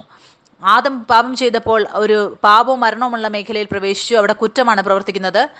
ദൈവത്തിന്റെ കോപവും ശിക്ഷയും അവിടെ പ്രവർത്തിക്കുന്നു. നമ്മൾ ഒരു മേഖലയിൽ നിന്ന് വേറൊരു മേഖലയിലേക്ക് കൊണ്ടുവരുവാൻ യേശു ക്രിസ്തുവിലൂടെ വചനത്തിൽ എഴുതിയിരിക്കുന്നു. യോഹന്നാന്റെ സുവിശേഷം വായിക്കുമ്പോൾ ദൈവം യേശുവിനെ അയച്ചത് നമ്മളെ ആ ശിക്ഷാവിധിയിൽ നിന്നും പുറത്തു കൊണ്ടുവരാനാണ്. ഇപ്പോഴും നമ്മൾ ഇത് വിശ്വസിക്കുന്നുവെങ്കിൽ നമ്മൾ ആ ചക്രത്തിലാണ്. ആദം വീണടുത്ത് സത്യം ഇതാണ്, നമ്മളിപ്പോൾ ഒരു പുതിയ മേഖലയിൽ പ്രവേശിച്ചിരിക്കുന്നു. അവിടെ ജീവന്റെ മേഖലയാണത്. നിങ്ങൾ ജീവന്റെ മേഖലയിലല്ല എങ്കിൽ നിങ്ങൾ ഇപ്പോഴും ആ കുറ്റം വിധിക്കുന്ന മേഖലയിലാണ്. മുന്നോട്ട് വചനത്തിൽ നിന്ന് വായിക്കാം. കൂടുതൽ കാര്യങ്ങൾ നിങ്ങൾക്ക് സ്പഷ്ടമായി മനസ്സിലാകും. 3-ാം വാക്യത്തിൽ എഴുതിയിരിക്കുകയാണ്, അവരുടെ ഇടയിൽ നാം എല്ലാവരും മുമ്പേ നമ്മുടെ ജഡമോഹങ്ങളിൽ നടന്ന് ജഡത്തിനും മനോവികാരങ്ങൾക്കും ഇഷ്ടമായത് ചെയ്തും കൊണ്ട് മറ്റുള്ളവരെ പോൽ പ്രകൃതിയാൽ കോപത്തിന്റെ മക്കളായിരുന്നു. കരുണാസമ്പന്നനായ ദൈവമോ നമ്മെ സ്നേഹിച്ച മഹാസ്നേഹ നിമിത്തം അതിക്രമങ്ങളാൽ മഹാസ്നേഹം അവന്റെ സ്നേഹിച്ചു. നമ്മൾ അതിക്രമങ്ങളാൽ മരിച്ചവരായിരുന്ന ആത്മീയ മേഖലയിൽ നമ്മെ ക്രിസ്തുവിനോട് കൂടെ ജീവിപ്പിക്കുകയും ആ ആത്മീയ മേഖലയിൽ നമ്മളെ വീണ്ടും ജീവിപ്പിച്ചു.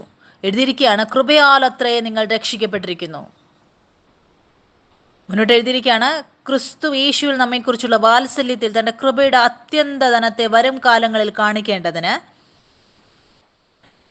ക്രിസ്തുവേശുവിൽ അവനോടുകൂടി ഉയർത്തെഴുന്നേൽപ്പിച്ചു സ്വർഗത്തിലിരുത്തുകയും ചെയ്തു. 8-ാം വാക്യത്തിൽ എഴുതിയിരിക്കുകയാണ്, കൃപയാലല്ലോ നിങ്ങൾ വിശ്വാസം മൂലം രക്ഷിക്കപ്പെട്ടിരിക്കുന്നത്. നിങ്ങൾക്കറിയാമോ, യേശു ക്രിസ്തു എല്ലാവർക്കും വേണ്ടിയാണ് വന്നത്. പക്ഷെ വചനത്തിൽ എഴുതിയിരിക്കുന്നു, ആരൊക്കെ വിശ്വസിച്ചോ ആ വിശ്വാസത്തിലൂടെ കൃപയാലല്ലോ നിങ്ങൾ രക്ഷിക്കപ്പെട്ടിരിക്കുന്നത്. നമ്മുടെ എല്ലാവരുടെയും രക്ഷ നടന്നിരിക്കുന്നു. ഈ വചനം നമുക്ക് വീണ്ടും വായിക്കാം. നമുക്ക് 6-ാം വാക്യം മുതൽ വായിക്കാം. നിങ്ങൾ രക്ഷിക്കപ്പെട്ടിരിക്കുന്നു ക്രിസ്തു യേശുവിൽ നമ്മെക്കുറിച്ചുള്ള വാത്സല്യത്തെ, തന്റെ കൃപയുടെ അത്യന്ത ധനത്തെ വരും കാലങ്ങളിൽ കാണിക്കേണ്ടതിന് ആത്മീയ മേഖലയിൽ അവന്റെ കൃപയാൽ ക്രിസ്തു യേശുവിൻ നമ്മുടെ മുകളിലുള്ളിടത്ത് വരുന്ന സമയത്തിൽ അവന്റെ അത്യന്ത ധനത്തെ കാണിക്കേണ്ടതിന് സ്വർഗീയ പിതാവ് നിങ്ങളോട് കോപിയല്ല, അവൻ കൃപയും ദയയുമുള്ളവനാണ്. തന്റെ കൃപയുടെ അത്യന്ത ധനത്തെ വരും കാലങ്ങളിൽ കാണിക്കേണ്ടതിന് ക്രിസ്തു യേശുവിൽ അവനോട് കൂടെ ഉയർത്തെഴുന്നേൽപ്പിച്ച് സ്വർഗത്തിലിരുത്തുകയും ചെയ്തു. കൃപയാലല്ലോ നിങ്ങൾ വിശ്വാസം മൂലം രക്ഷിക്കപ്പെട്ടിരിക്കുന്നു. അതിനും നിങ്ങൾ കാരണമല്ല, ദൈവത്തിന്റെ ദാനം അത്രയാകുന്നു. എന്റെയും നിങ്ങളുടെയും വീണ്ടും ജനനം എങ്ങനെയാണ് നടന്നത്? വിശ്വാസത്തിലൂടെ, കൃപയാൽ. മുന്നോട്ട് എഴുതിയിരിക്കുകയാണ്, ആരും പ്രശംസിക്കാതിരിപ്പാൻ പ്രവർത്തികളും കാരണമല്ല, നാം അവന്റെ കൈപ്പണിയായി സൽപ്രവർത്തികൾക്കായിട്ട് ക്രിസ്തുവേശുവിൽ സൃഷ്ടിക്കപ്പെട്ടവരാകുന്നു. നാം ചെയ്തു പോരേണ്ടത് ദൈവം അവ മുന്നൊരുക്കിയിരിക്കുന്നു. ഇവിടെ വചനത്തിൽ എഴുതിയിരിക്കുകയാണ്, നമ്മൾ ദൈവത്താൽ സൃഷ്ടിക്കപ്പെട്ടവരാണ്. ഒരു ഉദാഹരണത്തിന്റെ രൂപത്തിൽ ഒരു ആപ്പിളിന്റെ കമ്പനി, ഈ ഐഫോണിന്റെ കമ്പനി അവരുണ്ടാക്കുന്നു. ഇതൊരു പുതിയ സൃഷ്ടിയാണ്, ആപ്പിളിൽ നിന്നും ഉണ്ടാക്കിയത്. വചനത്തിൽ എഴുതിയിരിക്കുകയാണ്, ഞാനും നിങ്ങളും സ്വർഗീയ പിതാവിനാൽ സൃഷ്ടിക്കപ്പെട്ടവരാണ്, ഒരു പുതിയ സൃഷ്ടി. മുന്നോട്ട് എഴുതിയിരിക്കുകയാണ്,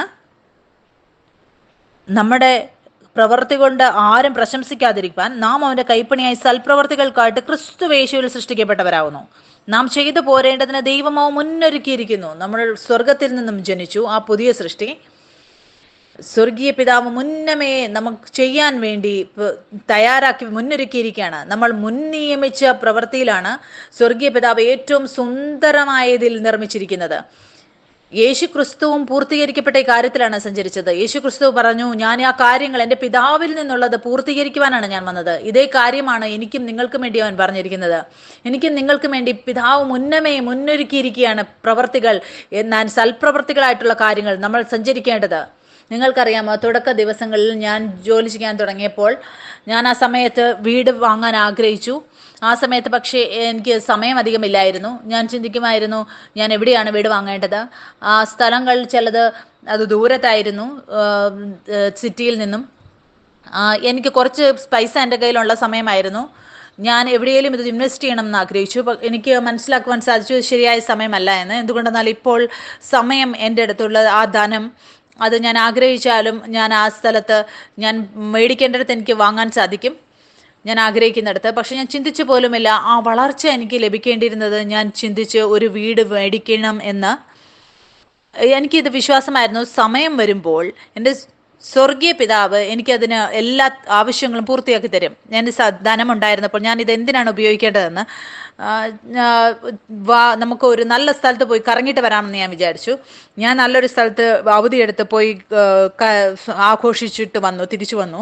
ഞാൻ എന്തിനാണിത് പറഞ്ഞു തന്നാൽ, നമ്മുടെ ജീവിതം ഇങ്ങനെ ജീവിക്കണം. ഒരു പിതൃത്വത്തിൽ ഒരു പുത്രൻ ജീവിക്കുന്നത് പോലെ നമ്മൾ നമ്മുടെ ജീവിതം ജീവിക്കണം. വിശ്രമിക്കുക മാത്രം ചെയ്യുക. സമയമാകുമ്പോൾ എല്ലാം നിങ്ങളുടെ പുറകെ വരും. ഇപ്പോൾ നോക്കുക, നിങ്ങളുടെ മുന്നിൽ എന്താണ്? നിങ്ങൾ പരിശുദ്ധാത്മാവുമായി കൂട്ടായ്മ ആചരിക്കുകയാണ്. പിന്നെ നിങ്ങൾ ആ പുത്രനെ പോലെയാണ് ആത്മാവിനനുസരിച്ച് സഞ്ചരിക്കുന്നത്. മുന്നോട്ട് നമുക്ക് വായിക്കാം 2 കൊരിന്ത്യർ 1:20. ദൈവത്തിന്റെ വാഗ്ദത്തങ്ങൾ എത്ര ഉണ്ടെങ്കിലും അവനിൽ ഉവ്വ് എന്നത്രേ. അതുകൊണ്ട് ആരിൽ? യേശു ക്രിസ്തുവിൽ. അതുകൊണ്ട് ഞങ്ങളാൽ അവന് മഹത്വം ഉണ്ടാകുമാർ അവനിൽ ആമേൻ എന്നും തന്നെ. നിങ്ങൾക്കറിയാമോ, യേശു ക്രിസ്തു ക്രൂശിൽ പോയപ്പോൾ യേശു ഒരു കാര്യം പറഞ്ഞു, പൂർത്തീകരിക്കപ്പെട്ടു. അവൻ എനിക്കും നിങ്ങൾക്കും വേണ്ടി എല്ലാം പൂർത്തീകരിച്ചു. എന്തുകൊണ്ടെന്നാൽ വചനത്തിൽ നമ്മൾ വായിച്ചതുപോലെ എഴുതിയിരിക്കുകയാണ്, ഉവ്വ് എന്നാണ്. അതുകൊണ്ട് അതിനോട് കൂടെ ആമേനുമുണ്ടായി നമ്മൾ മുഖാന്തരം ദൈവത്തിന് മഹത്വം ഉണ്ടാകേണ്ടതിന്. മുന്നോട്ട് നമുക്ക് വായിക്കാം. എഫേസ്യർ അതിന്റെ 1-ാം അധ്യായം 3-ാം വാക്യം മുതൽ നമുക്ക് വായിക്കാം. ഇവിടെ എഴുതിയിരിക്കുകയാണ്, സ്വർഗത്തിലെ സകല ആത്മീയ അനുഗ്രഹത്താലും നമ്മെ ക്രിസ്തുവിൽ അനുഗ്രഹിച്ചിരിക്കുന്ന നമ്മുടെ കർത്താവായ യേശു ക്രിസ്തുവിന്റെ ദൈവവും പിതാവുമായവൻ വാഴ്ത്തപ്പെട്ടവൻ. നാം തന്റെ സന്നിധിയിൽ വിശുദ്ധരും നിഷ്കളങ്കരുമാകേണ്ടതിന് അവൻ ലോക സ്ഥാപനത്തിന് മുമ്പേ നമ്മെ അവനിൽ തിരഞ്ഞെടുക്കുകയും തിരുഹിതത്തിന്റെ പ്രസാദ പ്രകാശം യേശു ക്രിസ്തു മുഖാന്തരം നമ്മെ ദത്തെടുക്കേണ്ടതിന് അവൻ പ്രിയനായവനിൽ നമുക്ക് സൗജന്യമായി നൽകിയ തന്റെ കൃപാമഹത്വത്തിന്റെ പുകഴ്ചയ്ക്കായി സ്നേഹത്തിൽ നമ്മെ മുൻ നിയമിക്കുകയും ചെയ്തുവരിക്കുന്നുവല്ലോ. മുന്നോട്ട് നമുക്ക് വായിക്കാം. 2 പത്രോസ് അതിന്റെ 1-ാം അധ്യായം അതിന്റെ 2-ാം വാക്യം മുതൽ നമുക്ക് വായിക്കാം. ഇവിടെ എഴുതിയിരിക്കുകയാണ്, ദൈവത്തിന്റെയും നമ്മുടെ കർത്താവായ യേശു ക്രിസ്തുവിന്റെ പരിജ്ഞാനത്തിൽ നിങ്ങൾക്ക് കൃപയും സമാധാനവും വർദ്ധിക്കുമാറാകട്ടെ. തന്റെ മഹത്വത്താലും വീര്യത്താലും നമ്മെ വിളിച്ചവന്റെ പരിജ്ഞാനത്താൽ അവന്റെ ദിവ്യശക്തി ജീവനും ഭക്തിക്കും വേണ്ടുന്നൊക്കെയും നമുക്ക് ദാനം ചെയ്തിരിക്കുന്നുവല്ലോ. നിങ്ങൾക്കറിയാമോ, എന്റെയും നിങ്ങളുടെയും വീണ്ടും ജന്മം നടന്നപ്പോൾ നമ്മൾ അവന്റെ സ്വർഗീയ സ്വഭാവവുമായി ഒന്നായിരിക്കുകയാണ്. യേശു സൗഖ്യമാണെങ്കിൽ ഞാനും നിങ്ങളും സൗഖ്യമാണ്. യേശു ക്രിസ്തു ധനികനാണ് എങ്കിൽ ഞാനും നിങ്ങളും ധനികരാണ്. അവൻ സമാധാനമാണ് എങ്കിൽ ഞാനും സമാധാനമാണ്. അവൻ ദീർഘക്ഷമയാണെങ്കിൽ ഞാനും ദീർഘക്ഷമയാണ്. മുന്നോട്ട് എഴുതിയിരിക്കുകയാണ്, അവയാൽ അവൻ നമുക്ക് വിലയേറിയതും അതേ മഹത്വവുമായ വാഗ്ദത്തങ്ങളും നൽകിയിരിക്കുന്നു. ഇവയാൽ നിങ്ങൾ ലോകത്തിന് മോഹത്താലുള്ള നാശം വിട്ടൊഴിഞ്ഞ് ദിവ്യ സ്വഭാവത്തിന് കൂട്ടാളികളായി തീരുവാൻ ഇടവരുന്നു. ലോകത്തിന്റെ തെറ്റായ മോഹങ്ങളിലാൽ ഉണ്ടാവുന്നത് ദിവ്യ സ്വഭാവത്തിന് കൂട്ടാളികളായി തീരുക. നമ്മൾ എങ്ങനെയാണ് ആ ദിവ്യ സ്വഭാവത്തിന് കൂട്ടാളികളാവുന്നത്? ഇവിടെ എഴുതിയിരിക്കുകയാണ്, അവയാൽ അവൻ നമുക്ക് വിലയേറിയതും അതിമഹത്വമായ വാഗ്ദത്തങ്ങൾ അവൻ നമുക്ക് നൽകിയിരിക്കുന്നു. അതിലൂടെ സ്വർഗീയ പിതാവിന്റെ വാഗ്ദത്തങ്ങൾ അതെവിടെയാണ്?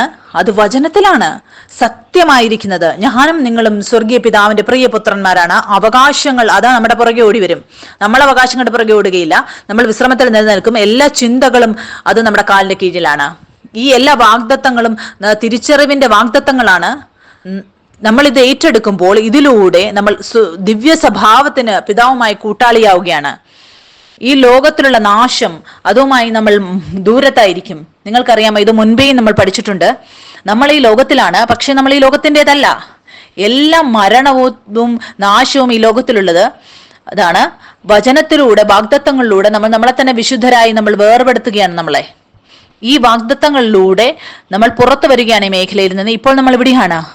ഇവിടെ നമ്മൾ വീണ്ടും വീണ്ടും നമ്മളെ വേർപെടുത്തുകയാണ്. എല്ലാ കാര്യങ്ങളിലും ഏറ്റുപറയണം, എന്റെ വീണ്ടും ജനനം അത് സ്വർഗത്തിൽ നിന്നാണ് നടന്നിരിക്കുന്നത്. സ്വർഗജാതിയാണ് ഞാൻ. മറന്നു പോകരുത് നമ്മുടെ പുതിയ ഉൽപ്പത്തി എവിടെ നിന്നാണെന്ന്. നമ്മൾ ശ്രീലങ്കയിലാണ് എങ്കിൽ നമ്മൾ മറന്നു പോകത്തില്ല നമ്മൾ ഭാരതീയരാണെന്ന്. നിങ്ങൾ എല്ലാവരും മനസ്സിലാക്കുന്നു വചനത്തെ. സഭ ജീവിക്കുന്നു. അതുകൊണ്ട് നിങ്ങളുടെ വീണ്ടും ജന്മം നടക്കുമ്പോൾ നമ്മൾ നമ്മുടെ പ്രാണനെ ആ പുതിയതാക്കുന്നില്ല എങ്കിൽ ദൈവത്തിന്റെ വാഗ്ദത്തങ്ങളെ കുറിച്ചുള്ള നിങ്ങളെക്കുറിച്ച് എഴുതിയിരിക്കുന്നതിൽ നിങ്ങൾക്ക് തോന്നാം ഈ മുഴുവൻ ലോകവും ചെയ്യുന്നു, ഇതായിരിക്കും ശരിയായിരിക്കുന്നത് എന്ന്. നിങ്ങളും അത് ചെയ്യുകയാണ്. ലോകം ചെയ്യുന്നത്, മുഴുവൻ ലോകവും എന്തെങ്കിലും ചെയ്യുന്നു, അത് ശരിയാകണമെന്നില്ല. അവർ ചെയ്യുന്നത് കൊണ്ട് അത് ശരിയാണെന്ന് നിങ്ങൾ സത്യത്തിൽ ഉണരുമ്പോൾ നമ്മൾ വിശ്വസിക്കുകയാണ് ദൈവത്തിന്റെ വചനത്തിൽ. നിങ്ങൾക്കറിയാമോ, വിശ്വാസം, ഞാൻ ദൈവത്തിന്റെ വചനം എടുക്കുമ്പോൾ ഇതെനിക്കൊരു കണ്ണാടിയാണ്. ഞാൻ കാണാറുണ്ട് എന്റെ പ്രാണനിൽ എവിടെയൊക്കെയാണ് കള വിതച്ചിരിക്കുന്ന എന്റെ എതിർവിന് വിരോധമായിട്ടുള്ളത്. നിങ്ങളിൽ എത്ര പേർ ഇവിടെ ആയിരിക്കുന്നവർ ദൈവത്തിന്റെ ആഗ്രഹം തിരയാറുണ്ട്? എത്ര പേരുണ്ട് ദൈവത്തിന്റെ ആഗ്രഹം തിരയുന്നവർ? നിങ്ങൾക്ക് കൈപൊക്കാം. ശരി. നിങ്ങൾക്കറിയാമോ, ഞാനും നിങ്ങൾ ദൈവത്തിന്റെ ആഗ്രഹമല്ല അന്വേഷിക്കുന്നത്, നമ്മൾ തന്നെ അവന്റെ ആഗ്രഹമാണ്. അവന്റെ ആഗ്രഹത്താലാണ് നമ്മൾ വീണ്ടും ജന്മം പ്രാപിച്ചത്. നിങ്ങൾ വിശ്വസിക്കുമ്പോൾ നിങ്ങളുടെ ആത്മാവിൽ ഈ വചനത്തിലൂടെ നിങ്ങളുടെ വീണ്ടും ജന്മം നടക്കുകയാണ്. യോഹന്നാനിലെ നമുക്ക് വായിക്കാൻ സാധിക്കും, മനുഷ്യന്റെ ആഗ്രഹത്താലും ശരീരത്തിന്റെ ആഗ്രഹത്താലും ശരീര രക്തങ്ങളാലുമല്ല നമ്മൾ ജനിച്ചത്, നമ്മൾ ദൈവത്തിൽ നിന്ന് ജനിച്ചവരാണ്. ഈ സത്യത്തിൽ നമ്മൾ വിശ്രമിക്കുന്നു. നിങ്ങൾ ആദ്യം ഈ സത്യത്തിൽ വിശ്വസിക്കുമ്പോൾ ആ സത്യം നിങ്ങൾക്ക് വേണ്ടി ജീവിതത്തിൽ പ്രവർത്തിക്കുവാൻ തുടങ്ങും. നിങ്ങൾക്കറിയാമോ, എനിക്കും നിങ്ങൾക്കും പുറത്തെവിടെയെങ്കിലും അന്വേഷിക്കേണ്ട ആവശ്യമില്ല ദൈവത്തെ. അവൻ ഇവിടെയുണ്ടോ, അവൻ അവിടെയാണോ? നിങ്ങൾക്കറിയാമോ, ലാളിത്യം പുത്രത്വത്തിന്റെ യാഥാർത്ഥ്യത്തിലുള്ളത് അവന്റെ ആത്മാവ് നമ്മുടെ ഉള്ളിൽ വസിക്കുന്നു. ആ വചനത്തിലൂടെ നിങ്ങൾ ഇപ്പോൾ ഒന്നായിരിക്കുകയാണ്. പിതാവാണ് നിങ്ങളെ എല്ലാ സത്യത്തിലും നിങ്ങളെ അവൻ മുന്നോട്ട് നയിക്കുന്നത്. നിങ്ങൾക്കറിയാമോ, ഒരു കുട്ടി ഒരു ആൾക്കൂട്ടത്തിനിടയ്ക്ക് അവിടെ അവന്റെ മാതാപിതാക്കൾ അവനെ അന്വേഷിക്കുകയാണെങ്കിൽ അവർ ഉറക്കെ അവന്റെ പേര് വിളിക്കും. കേൾക്കുന്നില്ല എങ്കിൽ വീണ്ടും ഉറക്കെ അവന്റെ പേര് വിളിക്കുവാനിടയാകും. അതേ രീതിയിൽ സ്വർഗീയ പിതാവ് നമ്മെ വിളിക്കുകയാണ്. ഇത് നമ്മുടെ പ്രവൃത്തിയാണ്. നമ്മൾ അവന്റെ ശബ്ദം കേൾക്കണം. സ്വർഗീയ പിതാവിന്റെ ശബ്ദം കേൾക്കുന്നത് നമ്മുടെ വാഗ്ദത്തമാണ്. യേശു പറഞ്ഞു, എന്റെ ആടുകളുടെ ശബ്ദം കേൾക്കുന്നു. പലപ്പോഴും എൻ്റെ ജീവിതത്തിൽ എനിക്ക് അറിയിക്കുക പോലുമില്ല, പക്ഷെ എനിക്കറിയാം ഈ ശബ്ദം യേശു ക്രിസ്തുവിൽ നിന്നാണ്. ഏറ്റവും ആദ്യം വിശ്വാസമാണ്. ഞാൻ എൻ്റെ പിതാവിനെ അറിയുന്നു, എൻ്റെ പിതാവ് എന്നെയും അറിയുന്നു. ഇത് ഏറ്റുപറയുക. ഒരു പുത്രൻ പിതാവിനെ അറിയുന്നു, പിതാവ് പുത്രനെയും അറിയുന്നു. ഇതാണ് സത്യം. യേശു ക്രിസ്തു പറഞ്ഞത് എന്നെയും നിങ്ങളെയും കുറിച്ചുള്ള കാര്യത്തിൽ അത് സത്യമാണ്. ഇതാണ് നമ്മുടെ അവകാശം. നമ്മൾ വചനത്തിലൂടെ വീണ്ടും ജനിച്ചിരിക്കുന്നു. ഇപ്പോൾ നമ്മൾ വചനമായ ഒന്നാണ്. അതുകൊണ്ട് നിങ്ങൾ എവിടെ പോയാലും ആ വചനമാണ് നിങ്ങളെ പഠിപ്പിക്കുന്നത്. നിങ്ങൾ അറിയും നിങ്ങളുടെ ജീവിതത്തിന്റെ മേഖലകളിൽ ഇതാണ് പിതാവിൽ നിന്നുള്ളത് എന്ന്. അതുകൊണ്ട് ഞാൻ നിങ്ങളെ ഉത്സാഹിപ്പിക്കുന്നു. നിങ്ങൾ പറയുമ്പോൾ ഇത് നിങ്ങളുടെ വചനമല്ല, ഇത് ദൈവമാണ് നിങ്ങളിലൂടെ സംസാരിക്കുന്നത്. നമുക്ക് കാണാൻ സാധിക്കും സഭയിൽ എത്ര പുതിയ പുത്രന്മാർ എന്ന് വന്നിട്ടുണ്ട്. നമുക്ക് കാണാൻ സാധിക്കും നിങ്ങളെല്ലാവരും വളരെ പ്രിയപ്പെട്ടവരാണ് സ്വർഗീയ പിതാവിന്റെ കണ്ണിൽ. നിങ്ങൾക്കറിയാമോ ഇവരെല്ലാം എങ്ങനെയാണ് വന്നതെന്ന്? ഇവരോട് സത്യം മാത്രം പറഞ്ഞു, വരൂ, ഒരു സ്വർഗീയ പിതാവുണ്ട്, നിങ്ങളെ വളരെയധികം സ്നേഹിക്കുന്നവൻ.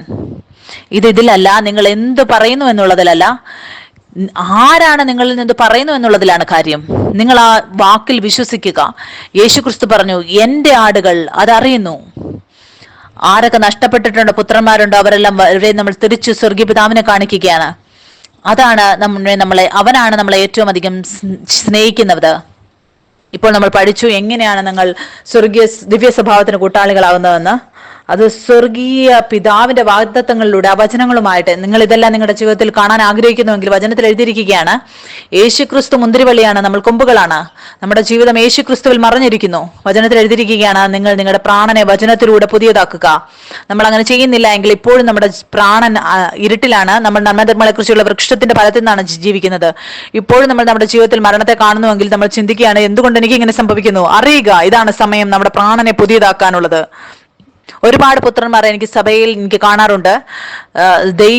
സ്വർഗീയ പിതാവിന്റെ സത്യത്തിൽ ഉണരുന്നു, പക്ഷെ ഇപ്പോഴും അവർ വചനവുമായി ഒന്നായിട്ടില്ല. അവരെന്നോട് പറയാറുണ്ട്, പ്രിയ, എനിക്കറിയില്ല എന്റെ ജീവിതത്തിൽ എന്തുകൊണ്ടാണ് പ്രശ്നങ്ങളെന്ന്. ഒരുപാട് പ്രശ്നങ്ങൾ ഞാൻ കാണുന്നു. ഞാൻ പറഞ്ഞു, നിങ്ങൾ പറയുന്നതിൽ നിങ്ങൾ വിശ്വസിക്കുന്നില്ല. അവർ പറഞ്ഞു, ഞാൻ യേശുക്രിസ്തുവിൽ വിശ്വസിക്കുന്നു. പക്ഷെ യേശുക്രിസ്തു ഇതും പറഞ്ഞു, എന്റെ വചനം നിങ്ങൾ നിങ്ങളുടെ ഹൃദയത്തിൽ വെക്കുക, അതിനാൽ പുതിയതാകുക. നിങ്ങൾ ആ വചനം പിടിക്കുമ്പോൾ നിങ്ങൾ ജീവൻ കാണുവാനിടയാകും. മുന്നോട്ട് നമുക്ക് വായിക്കാം. മനുഷ്യന്റെ പ്രാണൻ നന്മതിന്മകളെ കുറിച്ചുള്ള വൃക്ഷത്താൽ പ്രശ്നത്തിലായി തീരുവാനിടയായി. നമുക്ക് വായിക്കാം 1 പത്രോസ് അതിന്റെ 1-ാം വാക്യത്തിന്റെ 3-ാം വാക്യം മുതൽ നമുക്ക് വായിക്കാം. ഇവിടെ എഴുതിയിരിക്കുകയാണ്, നമ്മുടെ കർത്താവായ യേശു ക്രിസ്തുവിന്റെ പിതാവായ ദൈവത്തിന് സ്തോത്രം. അവൻ മരിച്ചവരുടെ ഇടയിൽ നിന്നുള്ള യേശുക്രിസ്തുവിന്റെ പുനരുത്ഥാനത്താൽ തന്റെ കരുണാധിക്യ പ്രകാരം നമ്മെ ജീവനുള്ള പ്രത്യാശയ്ക്കായി നമ്മൾക്ക് വീണ്ടും ജന്മം തന്നു. ആ സ്വർഗത്തിൽ നിന്നും ജനനം, ഒരു പുതിയ സൃഷ്ടി, ഒരു പുതിയ ഉൽപ്പത്തി യേശുക്രിസ്തുവിലൂടെ സംഭവിക്കുകയാണ്. നിങ്ങൾക്കറിയാമോ, ഒരു നായയിൽ നിന്നും ആ നായയുടെ കുഞ്ഞേ ഉണ്ടാവുകയുള്ളൂ. അതേ രീതിയിൽ ഒരു സിംഹത്തിന് സന്തതി ജനിക്കുമ്പോൾ അതൊരു സിംഹമാണ്, വേറൊരു സിംഹത്തെയാണ് അത് അതിനെ പോലെ അതിന്റെ സ്വഭാവത്തിലുള്ളത്. സ്വർഗത്തിൽ നിന്ന് ജനിച്ചു എന്നുള്ളതിന്റെ അർത്ഥം അത് ദൈവത്തെ പോലെയുള്ളത്, ദൈവത്തിന്റെ പുത്രൻ. ഇവിടെ സൃഷ്ടിയിൽ ഈ സൃഷ്ടി പ്രശ്നത്തിലായിരിക്കുന്നതിനെ ശരിയായ രീതിയിലേക്ക് കൊണ്ടുവരാൻ, ഞാനും നിങ്ങൾ ഈ ലോകത്തിലാണ് ഇവിടെ ശരിയായ രീതി കൊണ്ടുവരാൻ വേണ്ടി. ഗീതു സാക്ഷ്യം പറഞ്ഞതുപോലെ, അവൾ ആ ലിഫ്റ്റിൽ ഇല്ലായിരുന്നു എങ്കിൽ ആ കുഞ്ഞിന് എന്ത് സംഭവിക്കുമായിരുന്നു? അവൾ ലിഫ്റ്റിലായിരുന്നു, അവളുടെ അമ്മയും അപ്പനും നഗരത്തിന് വെളിയിലായിരുന്നു, അവന് ചാവിയില്ലായിരുന്നു, താക്കോലില്ലായിരുന്നു. ആ അറിവ് ആ പുത്രനിലൂടെ വരികയാണ്. സെക്രട്ടറിയുടെ അടുത്ത് ചിലപ്പോൾ ചാവി ഉണ്ടാകാം, അതിലൂടെ ആ വിശ്രമം അതിന് ലഭിക്കുകയാണ്. ആ പുത്രനാണ് എല്ലാ പ്രശ്നങ്ങളുടെയും ഉത്തരം. ഈ സൃഷ്ടിയും പ്രത്യാശയുടെ പുത്രന്മാരുടെ വെളിപ്പാടിനായി കാത്തിരിക്കുകയാണ്. അതുപോലെ ആ ലിഫ്റ്റിൽ വരികയാണ്, ഒരാളെ പ്രശ്നത്തിൽ നിന്നും ചിന്തകളിൽ നിന്നും വേർപെടുത്തുകയാണ്. നിങ്ങൾക്കറിയാമോ, നിങ്ങളുടെ സാന്നിധ്യം പ്രശ്നങ്ങളെ ദൂരത്താക്കി കളയും. ആരെങ്കിലും നിങ്ങളുടെ അടുത്ത് വന്നാൽ അവർ രോഗികളാണെങ്കിലും സൗഖ്യമായി തീരും. എന്തുകൊണ്ടെന്നാൽ പുനരുദ്ധാന ജീവൻ നിങ്ങളുടെ ഉള്ളിലുണ്ട്. എപ്പോഴൊക്കെ നിങ്ങൾ രാവിലെ എഴുന്നേക്കുന്നോ നിങ്ങൾ ഏറ്റുപറയുക, ഞാൻ പുനരുദ്ധാനവും ജീവനുമാണ്. വചനത്തിൽ എഴുതിയിരിക്കുകയാണ്, അങ്ങനെയുള്ള എല്ലാ സങ്കല്പങ്ങളെയും നമുക്ക് ഇടിച്ചു കളയണം. എത്ര പേർ CTS ചെയ്യാറുണ്ട്? C cast your care. നിങ്ങളുടെ ചിന്തകൾ ദൈവത്തിന് അർപ്പിക്കുക. T take note thoughts. ഒരു ചിന്തകളും എടുക്കാതിരിക്കുക. S സ്പീക്ക്, പ്രഖ്യാപിക്കുക. എന്തുകൊണ്ടെന്നാൽ എല്ലാ ചിന്തകളും നിങ്ങളുടെ ഹൃദയത്തിലേക്ക് വരുന്നത് നിങ്ങളുടെ തിരിച്ചറിവിൽ നിങ്ങളെ വേർപെടുത്തുവാനായിരിക്കും. വചനത്തിൽ എഴുതിയിരിക്കുകയാണ്, ദൈവത്തിന് വിപരീതമായിട്ടുള്ള എല്ലാ ഉയർച്ചകളെയും ക്രിസ്തുവിനോടുള്ള അനുസരണത്തായി പിടിച്ചടക്കി നമ്മൾ അതിനെ ഇടിച്ചു കളയണം, നമ്മുടെ തിരിച്ചറിവിന് വിപരീതമായിട്ട് വരുന്നത്. അതുകൊണ്ട് എല്ലാ ചെറിയ ചെറിയ കാര്യങ്ങളിലും നമ്മൾ നമ്മുടെ തിരിച്ചറിവ് പിടിച്ചുകൊള്ളുമ്പോൾ വലിയ കാര്യങ്ങൾ തന്നെ നമ്മുടെ മുമ്പിൽ മുട്ടുകുത്തുവാൻ ഇടയാകും. എന്തുകൊണ്ടെന്നാൽ എല്ലാ ആത്മീയ ലോകവും എത്രയധികം വാഴ്ചകളുണ്ടോ അതെല്ലാം അറിയുന്നു നമ്മുടെ വീണ്ടും ജന്മം സ്വർഗത്തിൽ നാം നടന്നതെന്ന്. അതറിയുന്നു. യേശു ക്രിസ്തു നമ്മുടെ ഉള്ളിലുള്ളത്, അത് ആ യേശുവും മറ്റൊരു യേശുവും തമ്മിലുള്ള തിരിച്ചറിവ് തന്നെ അറിയാം. ഒരാൾ വിശ്രമത്തിലായിരിക്കുന്നു, മറ്റൊരാൾ ആ പ്രശ്നങ്ങളുടെ പുറകെ ഓടുന്നു. ആളുകൾ ഓടുകയാണ്. നിങ്ങൾക്കറിയാമോ, യേശു ക്രിസ്തു ഒരിക്കലും ഓടുകയില്ല, അവൻ എപ്പോഴും നിലനിൽക്കുകയാണ് വിശ്രമത്തിൽ. മുന്നോട്ട് വചനത്തിൽ നമുക്ക് വായിക്കാം. ഇവിടെ എഴുതിയിരിക്കുകയാണ് 3-ാം വാക്യത്തിൽ, നമ്മുടെ കർത്താവായ യേശു ക്രിസ്തുവിന്റെ പിതാവായ ദൈവത്തിന് സ്തോത്രം. അവൻ മരിച്ചവരുടെ ഇടയിൽ നിന്നുള്ള യേശു ക്രിസ്തുവിന്റെ പുനരുദ്ധാനത്താൽ തന്റെ കരുണാധിക്യ പ്രകാരം നമ്മെ ജീവനുള്ള പ്രത്യാശയ്ക്കായി അന്ത്യകാലത്തിൽ വെളിപ്പെടുവാൻ ഒരുങ്ങിയിരിക്കുന്ന രക്ഷയ്ക്ക് വിശ്വാസത്താൽ ദൈവശക്തിയിൽ കാക്കപ്പെടുന്ന നിങ്ങൾക്ക് വേണ്ടി സ്വർഗത്തിൽ സൂക്ഷിച്ചിരിക്കുന്നതും ക്ഷയം, മാലിന്യം, വാട്ടം എന്നിവയില്ലാത്തതുമായ അവകാശത്തിനായി തന്നെ വീണ്ടും ജനിപ്പിച്ചിരിക്കുന്നു. അതിൽ നിങ്ങൾ ഇപ്പോൾ അല്പനേരത്തേക്ക് നാനാ പരീക്ഷകളാൽ ദുഃഖിച്ചിരിക്കേണ്ടി വന്നാലും ആനന്ദിക്കുന്നു. അഴിഞ്ഞു പോകാത്തതും തീയിൽ ശോധന കഴിക്കുന്നതുമായ പൊന്നിനേക്കാൾ നിങ്ങളുടെ വിശ്വാസത്തിന്റെ പരിശോധന വിലയേറിയത് എന്ന് യേശു ക്രിസ്തുവിന്റെ പ്രത്യക്ഷതയിൽ പുകഴ്ചയ്ക്കും തേജസ്സിനും മാനത്തിനുമായി കാണുവാൻ അങ്ങനെ ഇടവരും. അവനെ നിങ്ങൾ കണ്ടിട്ടില്ലെങ്കിലും സ്നേഹിക്കുന്നു. ഇപ്പോൾ കാണാതെ വിശ്വസിച്ചും കൊണ്ട് നിങ്ങളുടെ വിശ്വാസത്തിന്റെ അന്തമായ ആത്മരക്ഷ പ്രാപിക്കുകയും പറഞ്ഞു തീരാത്തതും മഹിമയുള്ളതുമായ സന്തോഷത്തോടെ ആനന്ദിക്കുകയും ചെയ്യുന്നു. 9-ാം വാക്യത്തിൽ എഴുതിയിരിക്കുകയാണ്, നിങ്ങളുടെ വിശ്വാസത്തിന്റെ അന്തമായ ആത്മരക്ഷ പ്രാപിക്കുകയും പറഞ്ഞു തീരാത്തതും മഹിമയുള്ള സന്തോഷത്തോടെ ആനന്ദിക്കുകയും ചെയ്യുന്നു. നമ്മുടെ ആത്മാവിന്റെ രക്ഷ നടക്കുകയാണ്. നമ്മൾ ദൈവത്തിന്റെ പുത്രന്റെ രൂപത്തിൽ നമ്മൾ രൂപാന്തരപ്പെടുകയാണ്. നിങ്ങൾക്കറിയാമോ നമ്മളുടെ ജീവിതത്തെ പരീക്ഷണങ്ങൾ എന്തിനാണ് വരുന്നത്? നിങ്ങൾക്കറിയാമോ? ഒരു സ്വർണം, ഒരു നല്ല സ്വർണം, അതിന് അവിടം വരെ എത്താൻ വേണ്ടി അതിന് ഒരുപാട് പരീക്ഷണങ്ങളിലൂടെ കടന്നു പോകേണ്ടതുണ്ട്. അതിലൂടെ കടന്നു പോകുമ്പോൾ ആ പരീക്ഷണങ്ങൾക്ക് ശേഷം അത് ഒരു ഏറ്റവും നല്ല സ്വർണമായി മാറുകയാണ്. എഴുതിയിരിക്കുകയാണ് വചനത്തിൽ, നമ്മുടെ വീണ്ടും ജനനം നടന്നു, നമ്മൾ സ്വർഗരാജ്യത്ത് പ്രവേശിച്ചു. പക്ഷെ നമ്മുടെ പ്രാണനിൽ ചെറുപ്പം മുതൽ ഇതുവരെ വിതയ്ക്കപ്പെട്ട, ഈ ലോകത്തിലൂടെ വിതയ്ക്കപ്പെട്ട വിത്തുകൾ അനുഭവത്താൽ നമ്മൾ തിരിച്ചറിവെടുക്കുകയാണ്. ചിലപ്പോൾ നമ്മുടെ ഒരു ബന്ധം തകർന്നിരിക്കാം, അത് നമ്മുടെ തിരിച്ചറിവായി തീരുകയാണ്. സ്വർഗീയ പിതാവ് അങ്ങനെയുള്ള എല്ലാ വിത്തുകളെയും പുറത്തെടുത്ത് കളയുകയാണ് പ്രാണനിൽ നിന്ന് ആ വചനത്തിലൂടെ. സ്വർഗീയ പിതാവ് പറയുകയാണ്, നിങ്ങൾ വിശ്വസിക്കുക, നിങ്ങൾ എൻ്റെ പ്രിയ പുത്രന്മാരാണ്. നിങ്ങളുടെ കഴിഞ്ഞ ദിവസങ്ങളിൽ എന്തൊക്കെയായിരുന്നു നിങ്ങളുടെ അനുഭവം എന്നാലും നിങ്ങൾക്ക് വിശ്വസിക്കാൻ സാധിക്കുമോ? നിങ്ങൾ വിശ്വസിക്കുക, നിങ്ങൾ വിശുദ്ധരാണ്, നിങ്ങൾ വേർപെടുത്തവരാണ്. എന്തൊക്കെ പകലെ നിങ്ങൾക്ക് നേരത്തെ മുന്നമായ പ്രശ്നങ്ങൾ ഉണ്ടായിട്ടുണ്ടോ? നമുക്ക് വിശ്വസിക്കാൻ സാധിക്കുമോ? നിങ്ങൾ വിശ്വസിക്കുക, നിങ്ങൾ വിശുദ്ധരാണ്, നിങ്ങൾ വേർപെട്ടവരാണ്. എന്തൊക്കെ പ്രവർത്തികൾ മുന്നമേ നിങ്ങൾക്കുണ്ടായിട്ടുണ്ടോ? നിങ്ങൾക്ക് വിശ്വസിക്കാൻ സാധിക്കുമോ? വിശ്വസിക്കുമ്പോൾ പിതാവ് നിങ്ങളെക്കുറിച്ച് പറയുന്നതിൽ പിന്നെ നിങ്ങൾക്ക് കാണാൻ സാധിക്കും സത്യം നിങ്ങൾക്ക് വേണ്ടി പ്രവർത്തിക്കുന്നത്. പരീക്ഷണങ്ങളിലാകുമ്പോൾ ആ മേഖലയിൽ നമ്മൾ ആണ് പരീക്ഷണങ്ങളിലാവുന്നത്. അവിടെ നമ്മൾ ഇതുവരെ നമ്മളെ പുത്രന്മാരായി കണ്ടിട്ടില്ല.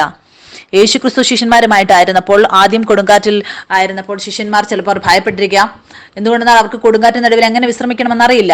രണ്ടാമത് ചിലപ്പോൾ കൊടുങ്കാറ്റ് വന്നപ്പോൾ ഞാൻ വിശ്വസിക്കുന്നു അവർ ചിലപ്പോൾ പഠിച്ചിട്ടുണ്ടാവും എങ്ങനെ വിശ്രമത്തിലായിരിക്കണമെന്ന്. അവരുടെ ശരീരവും സങ്കല്പങ്ങളും എന്ത് പറഞ്ഞാലും ഞാൻ വിശ്വസിക്കുകയാണ് സ്വർഗീയ പിതാവിൽ അനുഭവങ്ങൾ എന്താണെങ്കിലും വീണ്ടും പരീക്ഷണങ്ങൾ വരുമ്പോൾ അവർ പഠിച്ചിട്ടുണ്ടാവാം എങ്ങനെ വിശ്രമത്തിൽ നിലനിൽക്കണമെന്ന്.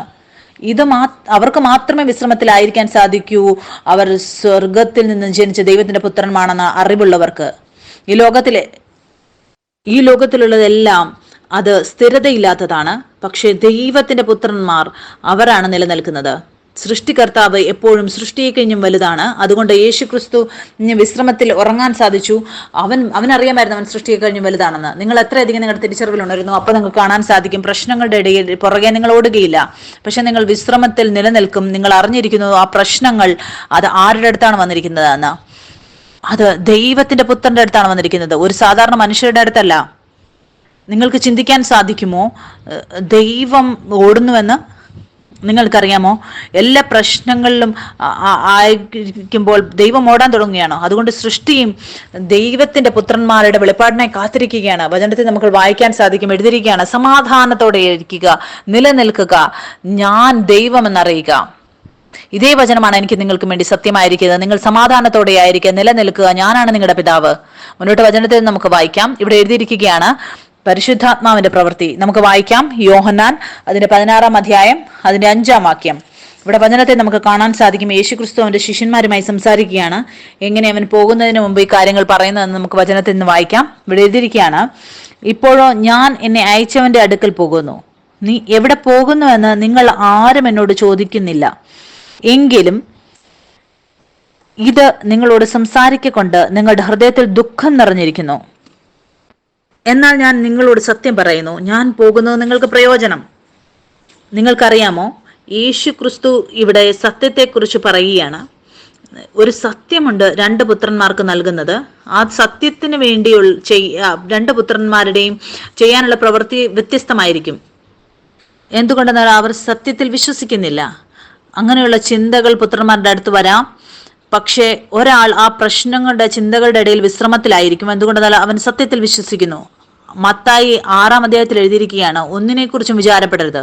എന്തുകൊണ്ട്? അവൻ നിങ്ങളെക്കുറിച്ച് വിചാരപ്പെടുന്നു. മുന്നോട്ട് വചനത്തിൽ നമുക്ക് വായിക്കാം. എന്നാൽ ഞാൻ നിങ്ങളോട് സത്യം പറയുന്നു, ഞാൻ പോകുന്നത് നിങ്ങൾക്ക് പ്രയോജനം. ഞാൻ പോകാഞ്ഞാൽ കാര്യസ്ഥൻ നിങ്ങളുടെ അടുക്കൽ വരികയില്ല. ഞാൻ പോയാൽ അവനെ നിങ്ങളുടെ അടുക്കൽ അയക്കും. യേശു ക്രിസ്തു ഇക്കാര്യം പറയുകയാണ്. ആ കാര്യസ്ഥൻ നിങ്ങളുടെ അടുത്ത് വരും, പരിശുദ്ധാത്മാവ്. അവൻ ഇന്ന് നമ്മുടെ ഇടയിലുണ്ട്. അവൻ നമ്മളെ പഠിപ്പിക്കാൻ.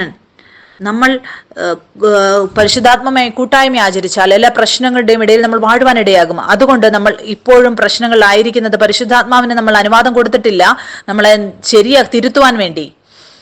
ഞാൻ നിങ്ങളോട് പറഞ്ഞു, പിതാവ് നമ്മളെ ശിക്ഷിക്കുമ്പോൾ രോഗം തന്നിട്ടോ ആക്സിഡന്റ് തന്നിട്ടോ അല്ല അവൻ നമ്മളെ ശിക്ഷിക്കുന്നത്. യേശു ക്രിസ്തു ക്രൂശിൽ പോയ ഒന്നിനാലും അവൻ അതിനു വേണ്ടി ഉപയോഗിക്കുകയില്ല. വചനത്തിലൂടെ അവൻ നമ്മളെ തിരുത്തും. നമ്മൾ നമ്മുടെ ജീവിതത്തിലെ വചനത്താൽ നമ്മൾ ജയിക്കുമ്പോൾ അപ്പോൾ നമുക്ക് ആ ഫലങ്ങൾ കാണുവാൻ സാധിക്കും. മുന്നോട്ട് നമുക്ക് വായിക്കാം. എന്നാൽ ഞാൻ നിങ്ങളോട് സത്യം പറയുന്നു, ഞാൻ പോകുന്നത് നിങ്ങൾക്ക് പ്രയോജനം. ഞാൻ പോകാഞ്ഞാൽ കാര്യസ്ഥൻ നിങ്ങളുടെ അടുക്കൽ വരികയില്ല. ഞാൻ പോയാൽ അവനെ നിങ്ങളുടെ അടുക്കൽ അയക്കും. അവൻ വന്ന് പാപത്തെക്കുറിച്ചും നീതിയെക്കുറിച്ചും ന്യായവിധിയെക്കുറിച്ചും ലോകത്തിന് ബോധം വരുത്തും. ഞാനും നിങ്ങളും യേശുക്രിസ്തുവിൽ വിശ്വസിക്കുന്നുവോ? നമ്മൾ യേശുക്രിസ്തുവിൽ വന്നപ്പോൾ നിങ്ങൾക്കറിയാമോ, പരിശുദ്ധാത്മാവിനെ അയച്ചു നമ്മളോട് പറയാൻ നിങ്ങൾക്കൊരു രക്ഷകന്റെ ആവശ്യമുണ്ട്. എങ്ങനെ നമ്മൾ അങ്ങനെ ഒരു മേഖലയിൽ ജീവിച്ചു? അവിടെ പാപവും മരണവും ഉള്ളത്, അവിടെ കുറ്റമാണ് പ്രവർത്തിച്ചു കൊണ്ടിരുന്നത്. നമ്മൾ യേശുക്രിസ്തുവിൽ വിശ്വസിച്ചപ്പോൾ പരിശുദ്ധാത്മാവ് നമ്മളെ ഇരുട്ടിന്റെ മേഖലയിൽ നിന്ന് വിടുവിച്ച് നമ്മൾ വെളിച്ചത്തിന്റെ ലോകത്തേക്ക് കൊണ്ടുവന്നു. നമ്മൾ ഏത് മേഖലയിൽ ജീവിച്ചിരുന്നോ അവിടെ നമ്മൾ അനാഥരായിരുന്നു. ഇവിടെ പരിശുദ്ധാത്മാവ് നമ്മളെ കൊണ്ടുവന്നു. നമ്മൾ പിതൃത്വത്തിലാണ്. നമ്മൾ പഠിക്കുകയാണ് വിശ്രമത്തിൽ നിലനിൽക്കാൻ. നമുക്ക് 9-ാം വാക്യത്തിൽ നിന്ന് വായിക്കാം. അവർ എന്നിൽ വിശ്വസിക്കായിക്കൊണ്ട് പാപത്തെക്കുറിച്ചും ഞാൻ പിതാവിന്റെ അടുക്കൽ പോകുകയും നിങ്ങൾ എന്നെ കാണാതിരിക്കുകയും ചെയ്യുന്നത് കൊണ്ട് നീതിയെക്കുറിച്ചും ഈ ലോകത്തിന്റെ പ്രഭു വിധിക്കപ്പെട്ടത് കൊണ്ട് ന്യായവിധിയെക്കുറിച്ചും തന്നെ. അതിന്റെ മുകളിൽ എഴുതിയിരിക്കുകയാണ് നീതിയെക്കുറിച്ചും എന്റെ ആളുകളോട് അറിയിക്കുമെന്ന്. അതിന്റെ അർത്ഥം ഇതാണ്, ലോകം എന്നോട് വന്ന് പറയുകയാണ്, ഞാൻ ഏതെങ്കിലും ഡോക്ടറെ അടുത്ത് പോകുമ്പോൾ ശരീരത്തിൽ എന്തെങ്കിലും ലക്ഷണം കാണുന്നുവെങ്കിൽ അവരെന്നോട് പറയുകയാണ്, ഇന്ന രോഗം നിങ്ങളുടെ ശരീരത്തിലുണ്ട്, ഈ രോഗമുണ്ട്. ഡോക്ടറിന്റെ ശബ്ദം എന്നോടത് പറയുകയാണ്. പക്ഷെ പരിശുദ്ധാത്മാവ് തിരുത്തുകയാണ് നീതിയെക്കുറിച്ച്. അത് പറയുകയാണ്, പ്രിയ, നിന്റെ സ്വഭാവത്തിലില്ല ഇത്. ഞാൻ ആ ശബ്ദം കേൾക്കുമ്പോൾ ആ പിതാവിൽ നിന്നുള്ളത്, ഈ ലോകത്തിന്റെ ശബ്ദമല്ല. അവിടെ ഞാൻ വിശ്വസിക്കുമ്പോൾ എന്താണ് സംഭവിക്കുന്നത്? ആ ജീവൻ ആത്മാവിലാലും ആ പ്രാണനിൽ നിന്നും എൻ്റെ ശരീരത്തിലേക്ക് ഒഴുകാൻ തുടങ്ങും. ആ ലക്ഷണം അപ്രത്യക്ഷമാകും. പക്ഷെ ഞാൻ പരിശുദ്ധാത്മാവിന്റെ സത്യം കേൾക്കുന്നില്ല എങ്കിൽ ഞാൻ മരണത്തിലായിരിക്കുന്നത്. എൻ്റെ ശരീരം ഇരുട്ടിലായിരിക്കും. ആ പാപവും മരണവും രോഗവും എൻ്റെ മുകളിൽ വാഴുവാനിടയാകും. യേശുക്രിസ്തു വചനത്തിൽ എഴുതി, ആ സൗഖ്യം നിങ്ങൾക്ക് വേണ്ടിയുള്ളത് ഇന്നത്തേക്കുള്ളതല്ല. എന്തുകൊണ്ടെന്നാൽ ഞാൻ രോഗിയാണ്. നമ്മൾ നമ്മുടെ അനുഭവത്തെ കണ്ടിട്ട് പിന്നെ വചനം മാറ്റുകയാണ്. ദൈവത്തിന്റെ വചനം സത്യമാണ് പ്രിയരെ. നിങ്ങൾ വിശ്വസിക്കുമ്പോൾ ഈ സത്യത്തെ നിങ്ങളുടെ അനുഭവം മാറുവാൻ തുടങ്ങും. നിങ്ങൾക്കറിയാമോ, ഞാൻ അങ്ങനെയുള്ള ഒരുപാട് പേരെ കണ്ടിട്ടുണ്ട്. ഡിവോഴ്സ് നടന്നവർ, അവരവരുടെ ജീവിതത്തിന്റെ തിരിച്ചറിവ് ആ എല്ലാ അനുഭവങ്ങളിൽ നിന്നുമാണ് എടുക്കുന്നത്. എന്നിട്ട് അവർ പറയാറുണ്ട്, യേശുക്രിസ്തുവിന്റെ രക്തത്താൽ ആ അനുഭവത്തെ എല്ലാം നിങ്ങൾ കഴുകുക. ആ അനുഭവങ്ങൾ ആ നാശമായി തീരുകയാണ്. പിന്നെ എല്ലാ കാര്യങ്ങളും പിന്നെ അവർ ചെയ്യുന്നതും സംസാരിക്കുന്നതും അതിൽ നിന്നാണ്. ഒരു സമയമുണ്ടായിരുന്നു എൻ്റെ കല്യാണം നടന്നത്. ഞാൻ കണ്ടിട്ടുണ്ട് അങ്ങനെയുള്ള ആളുകളെ അവരവരുടെ ഭർത്താവിനെ കുറിച്ച് പറഞ്ഞുകൊണ്ടേയിരിക്കും. ഞാൻ പറയാറുണ്ട്, ഇവർ ഇതുവരെ അതിൽ നിന്ന് പുറത്തു വന്നിട്ടില്ല. അതുകൊണ്ട് ആ നാശത്തിന്റെ വിത്ത് പ്രാണനിൽ വിതച്ചിരിക്കുന്നത് കൊണ്ടാണത്. എങ്ങനെയാണെങ്കിലും നിങ്ങൾ നിങ്ങളുടെ പ്രാണനെ യേശുക്രിസ്തുവിന്റെ രക്തത്താൽ നിങ്ങൾ കഴുകുക. അവൻ നിങ്ങളെ എല്ലാ കഴിഞ്ഞുപോയ കാര്യങ്ങളിലെ ഇന്നത്തെയും നാളത്തെയും വരുവാനുള്ളതിനെയും കഴുകി ശുദ്ധീകരിക്കും. നിങ്ങൾ സത്യത്തിൽ വിശ്വസിക്കുക. എന്തുകൊണ്ടെന്നാൽ അത് സത്യമായതുകൊണ്ട്. എല്ലാ വചനത്തിലും പിതാവ് നിങ്ങളെ കുറിച്ച് പറയുന്നത് അവൻ നമ്മളെ വിശുദ്ധരാക്കിയിരിക്കുകയാണ്. നിങ്ങൾ അതിൽ വിശ്വസിക്കുക. പിന്നെ ദൈവം നിങ്ങളെ അനുഗ്രഹിക്കാനിടയായിത്തീരും. നിങ്ങൾ അവന്റെ സത്യത്തിൽ നിലനിൽക്കുന്നത് കൊണ്ട്, നിങ്ങളുടെ തിരിച്ചറിവിൽ നിങ്ങൾ മുന്നോട്ട് സഞ്ചരിക്കുന്നത് കൊണ്ട്. നിങ്ങൾക്കറിയാമോ, നിങ്ങൾ നിങ്ങളുടെ അനുഭവങ്ങളെ, തെറ്റായിട്ടുള്ള ചീത്ത അനുഭവങ്ങൾ, നിങ്ങൾക്കറിയാമോ, നിങ്ങൾ നിങ്ങളുടെ അനുഭവങ്ങൾ, തെറ്റായിട്ടുള്ള അനുഭവങ്ങൾ തിരിച്ചറിവെടുക്കുമ്പോൾ നിങ്ങൾ പറയും, ഞാൻ വിശ്വസിക്കുന്നു ആ തെറ്റായ അനുഭവങ്ങളിൽ, ആ കാര്യങ്ങളിൽ, എൻ്റെ ഭർത്താവ് പറഞ്ഞതിൽ, അതിൽ നിന്ന് കഴിഞ്ഞ മുകളിലായി പിതാവ് എന്നെ കുറിച്ച് പറഞ്ഞത്. അതേ രീതിയിൽ ഞാൻ എൻ്റെ ശരീരത്തിന്റെ കാര്യങ്ങളെ എനിക്ക് മുകളിൽ വെക്കാൻ സാധിക്കും. അതല്ലാതെ യേശു ക്രിസ്തു എനിക്ക് വേണ്ടി പറഞ്ഞത്, എൻ്റെ ശരീരത്തിൽ രോഗത്തിന്റെ ലക്ഷണങ്ങൾ ഉണ്ടെങ്കിൽ ഞാൻ രോഗിയാണ്. ഞാൻ വചനം എനിക്ക് വേണ്ടി എഴുതിയിരിക്കുന്നതല്ല ഞാൻ വിശ്വസിക്കുന്നത്. നിങ്ങളുടെ അനുഭവം എന്താണെന്നുള്ളത് ഒരു കാര്യവുമില്ല. വചനമാണ് സത്യം. നിങ്ങളുടെ ബിസിനസ് തോറ്റിട്ടുണ്ടാവാം, ഒരു പ്രാവശ്യം 2 പ്രാവശ്യം. ആ അനുഭവങ്ങൾക്ക് നിങ്ങൾക്ക് തിരിച്ചറിവ് തരാൻ അനുവദിക്കാതിരിക്കുക. നിങ്ങൾ വിജയാളിയല്ല എന്ന് പറയുന്നത്. നിങ്ങളുടെ തിരിച്ചറിവ് വചനത്തിൽ നിന്നാണ് വരുന്നത്. എനിക്ക് 2 ബിസിനസ് ഉണ്ട്. ഒന്ന് ഞാൻ ഇത്ര നന്നായിട്ട് ചെയ്യുന്നില്ല. ചിലപ്പോൾ അത് അത് ശരിക്കും പോകുന്നില്ല എങ്കിലും അതിൽ നിന്ന് എനിക്ക് തിരിച്ചറിവ് വരുമായിരിക്കാം. എനിക്ക് വിജയാളിയല്ല എന്ന് പറയുന്നത് അത് ഞാൻ എടുക്കാറില്ല. പക്ഷെ ഞാൻ വചനത്തിൽ വിശ്വസിക്കുന്നു. പിതാവ് പറഞ്ഞത് ഞാൻ ധനികനാണെന്ന്. അതെ, ഞാൻ ധനികനാണ്. സമയം വരുമ്പോൾ എനിക്ക് ഭവനം മേടിക്കേണ്ട പൈസയും അതും വരും. ധനം നിങ്ങളുടെ പിതാവ് സമയത്ത് നിങ്ങൾക്ക് കൊണ്ടുതരും. സമയത്ത് എല്ലാം കൊണ്ടുതരുവാൻ നിങ്ങളുടെ പിതാവ് ശക്തിയുള്ളവനാണ്. നിങ്ങളുടെ അനുഭവത്തെ ഒരിക്കലും പറയാൻ അനുവദിക്കാതിരിക്കുക നിങ്ങൾ ആരാണ് എന്ന്. നിങ്ങൾ നിങ്ങളുടെ ജീവിതത്തിന്റെ മേഖലകളിൽ നിങ്ങൾ ജീവന്റെ പ്രവൃത്തി കാണാൻ ആഗ്രഹിക്കുന്നുവെങ്കിൽ ആ അനുഭവങ്ങളുമായി നിങ്ങൾ ബന്ധപ്പെടാതിരിക്കുക. മുന്നോട്ട് വചനത്തിൽ നമുക്ക് വായിക്കാം. 11ാം വാക്യത്തിൽ, ഈ ലോകത്തിന്റെ പ്രഭു വിധിക്കപ്പെട്ടിരിക്കൊണ്ട് ന്യായവിധിയെക്കുറിച്ചും തന്നെ. ആരാണ് ഈ ലോകത്തിന്റെ പ്രഭു? നമ്മൾ വായിച്ചു, അത് സാത്താനാണ്. നമ്മൾ വചനത്തിൽ വായിച്ചു, ന്യായം, അത് ഈ ലോകത്തിന്റെ പ്രഭു കുറ്റം വിധിക്കപ്പെട്ടിരിക്കുകയാണ്. മുന്നോട്ട് എഴുതിയിരിക്കുകയാണ്, ഇനിയും വളരെ നിങ്ങളോട് പറയാനുണ്ട്, എന്നാൽ നിങ്ങൾക്കിപ്പോൾ വഹിപ്പാൻ കഴിവില്ല. സത്യത്തിന്റെ ആത്മാവ് വരുമ്പോഴോ. ആരാണ് സത്യത്തിന്റെ ആത്മാവ്? പരിശുദ്ധാത്മാവ്. പരിശുദ്ധാത്മാവിനെയാണ് സത്യത്തിന്റെ ആത്മാവ് എന്ന് പറയുന്നത്. നിങ്ങളപ്പോൾ ചിന്തിച്ചു നോക്കുക, മറ്റുള്ളതെല്ലാം എന്താണ്? ഈ ലോകത്തിലുള്ളത് അത് വ്യാജമാണ്. ഈ ലോകം എന്തുകൊണ്ടെന്നാൽ, ഈ ലോകം, നമ്മൾ ഈ ജീവിക്കുന്ന ലോകം ഒരു വ്യാജത്തിന്റെ ലോകമാണ്. നമ്മൾ ഇവിടെ നിന്നും പുറത്തു വരുമ്പോൾ പിതാവിന്റെ രാജ്യത്ത് നമ്മൾ വരുന്നു. പിതാവ് പറയുകയാണ്, ഈ ലോകം ജീവന്റെ ലോകമാണ്, ഇതാണ് നിങ്ങൾക്ക് വേണ്ടിയുള്ള സത്യം. എനിക്ക് ഓർമ്മയുണ്ട്, ഒരു പ്രാവശ്യം ഒരു ബൾബ് വീണപ്പോൾ, ടൈലിൽ വീണപ്പോൾ, നിങ്ങൾക്കറിയാമോ, ആ ബൾബല്ല പൊട്ടിയത്, ആ ടൈല് പൊട്ടി. ഈ ലോകത്തിന്റെ അറിവ് അത് പറയും, ബൾബ് ടൈലിലേക്ക് വീണാൽ ടൈലല്ല ബൾബായിരിക്കും പൊട്ടുന്നതെന്ന്. പക്ഷേ ഒരു പുത്രന്റെ ബൾബ് വീണപ്പോൾ നിങ്ങൾക്കറിയാമോ, ആ ബൾബല്ല പൊട്ടിയത്, ആ ടൈല് പൊട്ടുവാനിടയായി. എനിക്കൊരു വ്യത്യാസവുമില്ല ഈ ലോകത്തുള്ള അറിവ് എന്ത് പറയുന്നു എന്നുള്ളത്. അത് നന്മതിന്മകളെക്കുറിച്ചുള്ള അറിവിന്റെ വൃക്ഷത്തിൻ്റെതാണ്. എനിക്കറിയാം, എനിക്ക് വേണ്ടി സത്യം എന്ന് പറയുന്നത് അത് വചനമാണ്. ഞാൻ അറിഞ്ഞു ഈ ലോകം സത്യത്തിൽ ഒരു വ്യാജമാണ്. നമുക്ക് വേണ്ടി വഴി കാണിക്കുന്നത് വചനമാണ്. ഈ ലോകത്തിൽ നമ്മൾ ഈ ലോകത്ത് ജീവിക്കുന്നുവെങ്കിൽ ഈ ലോകത്തിനുള്ളവരല്ല. നമ്മൾ എങ്ങനെയാണ് ഈ ലോകത്തുള്ളത് എന്തൊക്കെയാണ് വ്യാജമെന്നും ശരിയെന്നും നമ്മൾ എങ്ങനെ അറിയും? ബൈബിളിൽ എഴുതിയിരിക്കുന്ന വചനങ്ങളിലൂടെയാണ് നമ്മൾ അത് മനസ്സിലാക്കുന്നത്, ഏതാണ് ആത്മീയമെന്നും ഏതാണ് ലോകത്തിൻ്റെയും ശരീരത്തിൻ്റെതെന്നും. അതുകൊണ്ട് എന്നെ വഴി കാണിക്കുന്നത് വചനമാണ്. ഞാൻ വചനത്തിനനുസരിച്ചാണ് ജീവിക്കുന്നത്. ഞാൻ നിങ്ങളെല്ലാവരെയും ഉത്സാഹിപ്പിക്കുന്നു, അവൻ്റെ വചനത്തിൽ അധികമായി നിങ്ങളുടെ ഹൃദയങ്ങളിൽ നിറയ്ക്കുക. അപ്പോൾ മാത്രമേ നിങ്ങൾ പ്രശ്നത്തിലായിരിക്കുമ്പോൾ പരിശുദ്ധാത്മാവിനോട് നിങ്ങൾ പറയുക, എന്നെക്കുറിച്ചുള്ള സത്യം വചനത്തിലുള്ളത് എന്നോട് പറയുക എന്ന്. അപ്പോൾ പരിശുദ്ധാത്മാവ് നിങ്ങളെ ആ മേഖലയിൽ സത്യം കാണിക്കും. നിങ്ങൾ ആ സത്യത്തിൽ വിശ്വസിക്കുക, വിശ്രമത്തിൽ നിലനിൽക്കുക. അപ്പോൾ നിങ്ങൾക്ക് ആ പ്രശ്നത്തിൽ നിന്ന് പുറത്തു വരുവാൻ സാധിക്കും. മുന്നോട്ട് നമുക്ക് വായിക്കാം. 12ാം വാക്യത്തിൽ എഴുതിയിരിക്കുകയാണ്, ഇനിയും വളരെ നിങ്ങളോട് പറയാനുണ്ട്, എന്നാൽ നിങ്ങൾക്ക് ഇപ്പോൾ വഹിപ്പാൻ കഴിവില്ല. സത്യത്തിന്റെ ആത്മാവ് വരുമ്പോഴോ അവൻ നിങ്ങളെ സകല സത്യത്തിലും വഴി നടത്തും. അവൻ സ്വയമായി സംസാരിക്കാതെ താൻ കേൾക്കുന്നത് സംസാരിക്കുകയും വരുവാനുള്ളത് നിങ്ങൾക്ക് അറിയിച്ചു തരികയും ചെയ്യും. അവൻ എനിക്കുള്ളതിൽ നിന്നെടുത്ത് നിങ്ങൾക്ക് അറിയിച്ചു തരുന്നത് കൊണ്ട് എന്നെ മഹത്വപ്പെടുത്തും. ആ അവകാശങ്ങൾ നമ്മൾ പ്രാപിച്ചു. എൻ്റെ അടുത്തേക്ക് എങ്ങനെയാണ് വചനം എത്തിയത്? പ്രിയ, നിന്റെ സ്വഭാവത്തിൽ രോഗമേ ഇല്ല. എനിക്ക് ആ സത്യം എടുത്തുകൊണ്ട് വിശ്വസിക്കണമായിരുന്നു, വിശ്രമിക്കണമായിരുന്നു. എന്തുകൊണ്ടെന്നാൽ എല്ലാം ആ സത്യത്തിന് വിപരീതമായിട്ടാണ് എന്നോട് പറഞ്ഞുകൊണ്ടിരുന്നത്. അവിടെ ഞാൻ എന്നെ വിശുദ്ധമാക്കണമായിരുന്നു. ഈ ലോകത്തുനിന്ന് വരുന്ന ചിന്തകളിൽ നിന്നും വേർപെടുത്തണമായിരുന്നു. ഞാൻ എൻ്റെ പിതാവിൻ്റെ വചനത്തിൽ മാത്രം വിശ്വസിച്ചു. ഞാൻ എന്നെ തന്നെ വേർപെടുത്തി വിശുദ്ധമാക്കുമ്പോൾ ആ എല്ലാ വാഗ്ദത്തങ്ങളും ആമേനാണ് എനിക്ക് വേണ്ടി. മുന്നോട്ട് 15ാം വാക്യത്തിൽ എഴുതിയിരിക്കുകയാണ്, അതുകൊണ്ടത്രേ അവൻ എനിക്കുള്ളതെന്ന് എടുത്ത് നിങ്ങൾക്ക് അറിയിച്ചു തരും എന്ന് ഞാൻ പറഞ്ഞത്. മുന്നോട്ട് നമുക്ക് വായിക്കാം. 1 കൊരിന്ത്യർ അതിൻ്റെ 2ാം അധ്യായം 12ാം വാക്യം നമുക്ക് വായിക്കാം. ഇവിടെ എഴുതിയിരിക്കുകയാണ്, നാമോ ലോകത്തിന്റെ ആത്മാവിനെ അല്ല, ദൈവം നമുക്ക് നൽകിയത് അറിവാനായി ദൈവത്തിൽ നിന്നുള്ള ആത്മാവിനെ അത്രേ പ്രാപിച്ചത്. അതെങ്ങനെയാണ് നമ്മൾ ഗ്രഹിക്കുന്നത്? അത് വിശ്വസിക്കുന്നതിലൂടെ മാത്രം. നമ്മുടെ ശരീരത്തിൻ്റെ ഇന്ദ്രിയങ്ങളിൽ നിന്നല്ല ആ തിരിച്ചറിവെടുക്കുന്നത്. എല്ലാം നോക്കുന്നതിൽ നിന്നും, രുചിക്കുന്നതിൽ നിന്നും, അനുഭവിക്കുന്നതിൽ നിന്നും എനിക്കൊന്നും അനുഭവിക്കാൻ സാധിക്കുന്നില്ല. ആ വ്യക്തി, അവരുടെ ഇന്ദ്രിയങ്ങളിൽ നിന്ന് ജീവിക്കുന്നവർ എപ്പോഴും കൊടുങ്കാറ്റ് വരുമ്പോൾ ഇളകിപ്പോകുവാനിടയാകും. അവരുടെ വീട് ഇളകിപ്പോകും. ഞാനും നിങ്ങളും നമ്മുടെ ജീവൻ വചനത്തിൽ അധിഷ്ഠിതമായി ജീവിക്കുമ്പോൾ നമ്മുടെ ജീവൻ അത് നിലനിൽക്കുന്നതായിരിക്കും ആ പാറയിൽ, യേശു ക്രിസ്തുവാകുന്ന പാറയിൽ.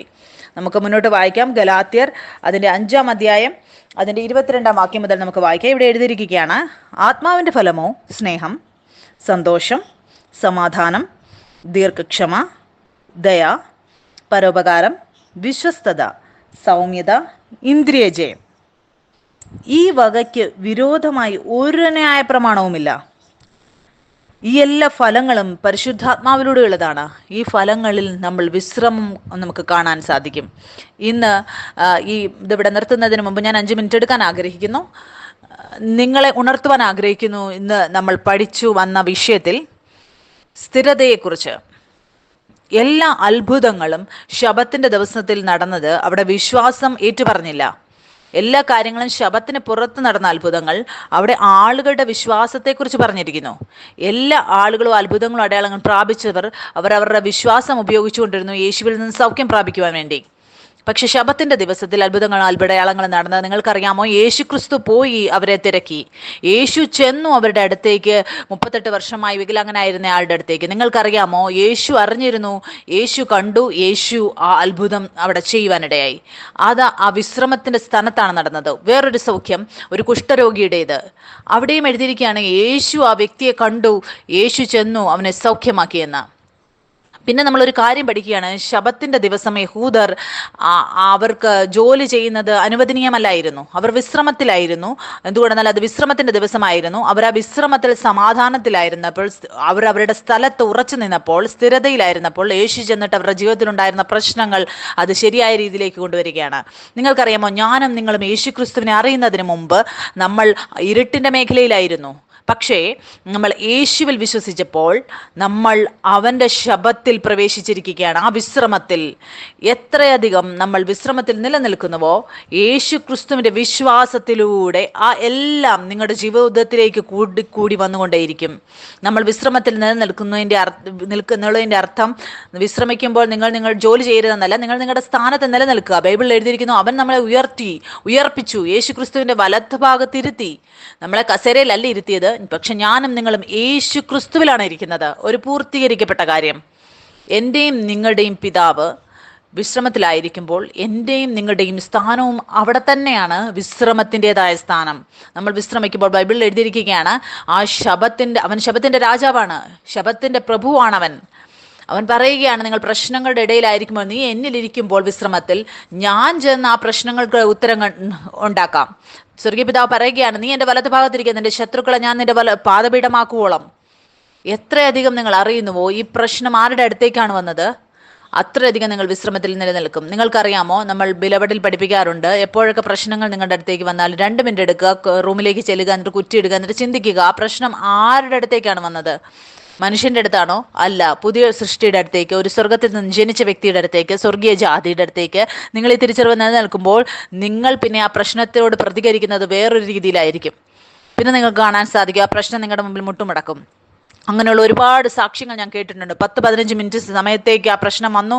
ആ 10-15 മിനിറ്റിനുള്ളിൽ വലിയൊരു സാക്ഷി അവരുടെ ജീവിതത്തിൽ ഉണ്ടാവുകയാണ്. ആ പ്രശ്നത്തിന് നടുവിൽ അവർ മറന്നില്ല അവരാരാണെന്ന്. നിങ്ങൾ അവിടെ ഇവിടെ ഓടുകയാണെങ്കിൽ നിങ്ങൾ മറന്നുപോയി നിങ്ങൾ ആരാണെന്ന്. പക്ഷേ നിങ്ങൾ നിലനിൽക്കുന്നുവെങ്കിൽ മുന്നമേ അത് നിങ്ങളുടെ കാലിൻ്റെ അടിയിലാണ്. നിങ്ങൾക്കറിയാം, യേശു ക്രിസ്തുവിൻ്റെ ജീവിതത്തിൽ നമുക്ക് പഠിക്കാൻ സാധിക്കും, എപ്പോഴൊക്കെ പ്രശ്നം വന്നുവോ അവൻ നിലനിന്നു. അവൻ ചെന്നിട്ട് 4 ദിവസം മരിച്ച വ്യക്തി ജീവിതത്തിലേക്ക് കൊണ്ടുവരികയാണ്, ജീവനിലേക്ക്. അവൻ്റെ ചെവിയിലേക്ക് എപ്പോഴൊക്കെ പ്രശ്നങ്ങൾ വരുമോ അവൻ ഇളകിപ്പോകുകയില്ല. അവൻ അറിഞ്ഞിരുന്നു അവൻ ആരാണെന്ന്. അവൻ വിശ്രമത്തിലായിരുന്നു. നമ്മുടെ വീണ്ടും ജനനം നടന്നപ്പോൾ എന്താണ് സംഭവിച്ചത്? നമ്മൾ അവൻ്റെ വിശ്രമത്തിൽ പ്രവേശിച്ചിരിക്കുന്നു. ഇപ്പോൾ ഞാനും നിങ്ങളുമല്ല, യേശു ക്രിസ്തു നമുക്ക് വേണ്ടി പ്രവർത്തിക്കുന്നു. ഞാനും നിങ്ങളും വിശ്രമത്തിൽ നിലനിൽക്കുന്നു. യേശുവായിരുന്നു ശബത്തിന്റെ ദിവസം ജോലി ചെയ്തത്. ബാക്കി എല്ലാവരും സമാധാനത്തിൽ വിശ്രമത്തിലായിരുന്നു. നമ്മളിന്ന് പഠിച്ചു, ആത്മാവും പ്രാണനും ശരീരവും. എത്രയധികം നിങ്ങൾ അനുവാദം കൊടുക്കുന്നുവോ നിങ്ങളുടെ പ്രാണന് പുതിയതാകുവാൻ വേണ്ടി, ആ എല്ലാ വചനങ്ങളാലും നിങ്ങളുടെ പ്രാണനെ നിറയ്ക്കുമ്പോൾ നിങ്ങളെക്കുറിച്ചുള്ള സത്യത്തിൽ എന്താണ് നടക്കുന്നത്? നിങ്ങളുടെ പ്രാണന്റെ രക്ഷ നടക്കുകയാണ്. ഇതെപ്പോഴും നടന്നുകൊണ്ടേയിരിക്കുന്ന ഒരു പ്രതിക്രിയയാണ്. അതുകൊണ്ട് എല്ലാ കാര്യങ്ങളും ശരീരത്തിൽ കാണുന്നതിനെ നമ്മൾ ഇടിച്ചു കളയുന്നു.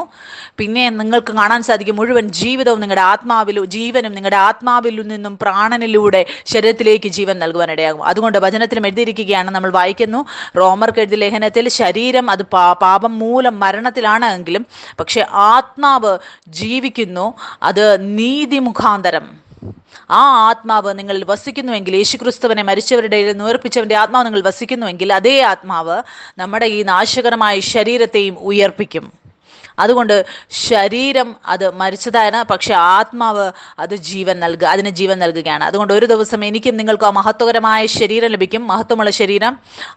ആ ദിവസം വരെ പക്ഷെ നമ്മൾ നിരന്തരമായി നമ്മൾ ജീവനും ജീവിക്കുക ആത്മാവിലൂടെ. 100 വർഷം 200 വർഷം 300 വർഷവും നമുക്ക് ജീവിക്കാൻ സാധിക്കും. ഈ പുനരുദ്ധാന ജീവനാണ് നമ്മുടെ ഉള്ളിലുള്ളത്. അത് നമ്മളുടെ ഈ നാശകരമായ ശരീരത്തിന് ജീവൻ നൽകും. ഇതെങ്ങനെയാണ് സംഭവിക്കുന്നത്? നമ്മുടെ പ്രാണനെ നമ്മൾ ഓരോ നിമിഷവും രൂപാന്തരപ്പെടുത്തുമ്പോൾ, ആ സത്യത്തെ പിടിച്ചുകൊള്ളുമ്പോൾ, നന്മതിന്മകളെക്കുറിച്ചുള്ള അറിവിന്റെ വൃക്ഷത്തിന്റെ ഫലത്തെയല്ല, എനിക്കും നിങ്ങൾക്കും ഒരു ദിവസം മഹത്വത്തിന്റെ ശരീരം ലഭിക്കും. അതുകൊണ്ട് ഈ ശരീരത്തെ പാപവും മരണത്തിന്റെയും നിയമമുണ്ട്. പക്ഷേ ഈ നാശകരമായ ശരീരത്തിൽ നമ്മൾ ജീവൻ കാണുവാൻ നമുക്ക് സാധിക്കും. എന്തുകൊണ്ടെന്നാൽ ആത്മാവാണ് ഇതിന് ജീവൻ നൽകുന്നത്. എനിക്ക് വിശ്വാസമുണ്ട്, എത്ര പേർ ഇന്ന് വചനം കേൾക്കുന്നുവോ അവർ ആ പുനരുദ്ധാന ജീവനെ അവരുടെ ശരീരത്തിലും അവരുടെ പ്രാണനിലും ശരീരത്തിലും അത് അനുഭവിക്കാനിടയാകും. ആ പുനരുദ്ധാന ജീവൻ നിങ്ങളുടെ ശരീരത്തിലും കാണുവാനിടയാകും. വചനത്തിൽ വായിച്ചതുപോലെ എത്രയധികം നിങ്ങളുടെ പ്രാണനെ പുതിയതാക്കുന്നതിലേക്ക് കൊണ്ടുപോകുന്നുവോ അത്രയധികം ജീവൻ നിങ്ങളുടെ ശരീരത്തിൽ നിങ്ങൾക്ക് കാണാൻ സാധിക്കും. ഇന്ന് രോഗികളായിരിക്കുന്നവർ ആരെങ്കിലും ഉണ്ടെങ്കിൽ നിങ്ങളെ ഉത്സാഹിപ്പിക്കുന്നു, നിങ്ങളുടെ പ്രാണനെ നിങ്ങൾ പുതിയതാക്കുക, നിങ്ങളുടെ ചിന്തകളെ പുതിയതാക്കുക. ചെറിയ ചെറിയ കാര്യങ്ങളിൽ നിങ്ങൾ വചനത്തിൽ നിലനിൽക്കുക, വചനത്തിൽ വിശ്വസിക്കുക. ചെറിയ ചെറിയ കാര്യങ്ങളിൽ നമ്മളെ തന്നെ ഈ ലോകത്തിൽ നിന്ന് വിശുദ്ധരാക്കി വേർപെടുത്തുമ്പോൾ വലിയ കാര്യങ്ങൾ തന്നെത്താൻ നിങ്ങളുടെ മുമ്പിൽ മുട്ടുകുത്തും. അത് നിങ്ങളുടെ മുമ്പിൽ നോടിപ്പോവാനിടയാകും. പതിയെ നിങ്ങൾ ചെറിയ ചെറിയ കാര്യങ്ങൾ ചെയ്യുമ്പോൾ ഏറ്റുപറയുക മാത്രമല്ല, പക്ഷെ ഹൃദയം കൊണ്ട് വിശ്വസിക്കണം. നിങ്ങൾ സത്യത്തിൽ എന്തിലെങ്കിലും വിശ്വസിക്കുന്നുവെങ്കിൽ അത് നിങ്ങൾ പറയുമ്പോൾ, അത് നിങ്ങൾ ചെയ്യുന്നതും അത് ഒന്നായിരിക്കും. അതെന്തുകൊണ്ടെന്നാൽ മുഴുവനായി നമ്മൾ വിശ്വസിക്കുന്നില്ല, അതുകൊണ്ടാണ് നമ്മൾ ഏറ്റുപറയുകയും ചെയ്യുന്നത്. അതുകൊണ്ട് ഏറ്റവും ആദ്യം നിങ്ങൾ വിശ്വസിക്കുക. സത്യത്തെ നിങ്ങൾ വിശ്വസിക്കുകയാണെങ്കിൽ നിങ്ങൾ പറയുന്നതും നിങ്ങൾ ചെയ്യുന്നതും അത് ഒന്നായിരിക്കും. വരൂ, നമ്മളുടെ ഇന്നത്തെ ആത്മീയ യാഗം നമുക്ക് നമ്മുടെ പിതാവിനെ അർപ്പിക്കാം. നിങ്ങൾ എന്നോട് കൂടെ ഏറ്റുപറയുക. പിതാവേ, ഞാൻ അങ്ങയുടെ രാജ്യത്ത് അങ്ങയുടെ പുത്രനാണ്. യേശുക്രിസ്തുവേ, അങ്ങന്റെ മഹാപുരോഹിതനാണ്. ഇന്ന് വചനം കേട്ടതിലൂടെ ആത്മീയ ഉയർച്ച എൻ്റെ പ്രാണനിൽ വന്നത്, അതിൻ്റെ ദശാംശം ഞാൻ അങ്ങേക്ക് തരുന്നു. വരൂ, നമുക്ക് നന്ദി അർപ്പിക്കാൻ തുടങ്ങാം. You're convicting them of righteousness, of who they are in you, Father. You're able to bring about much fruit in their lives. And Father, we just thank you that you're a Father who glorifies when the Son bears fruit and our fruit remains. And I just thank you for that. In Jesus' name, amen.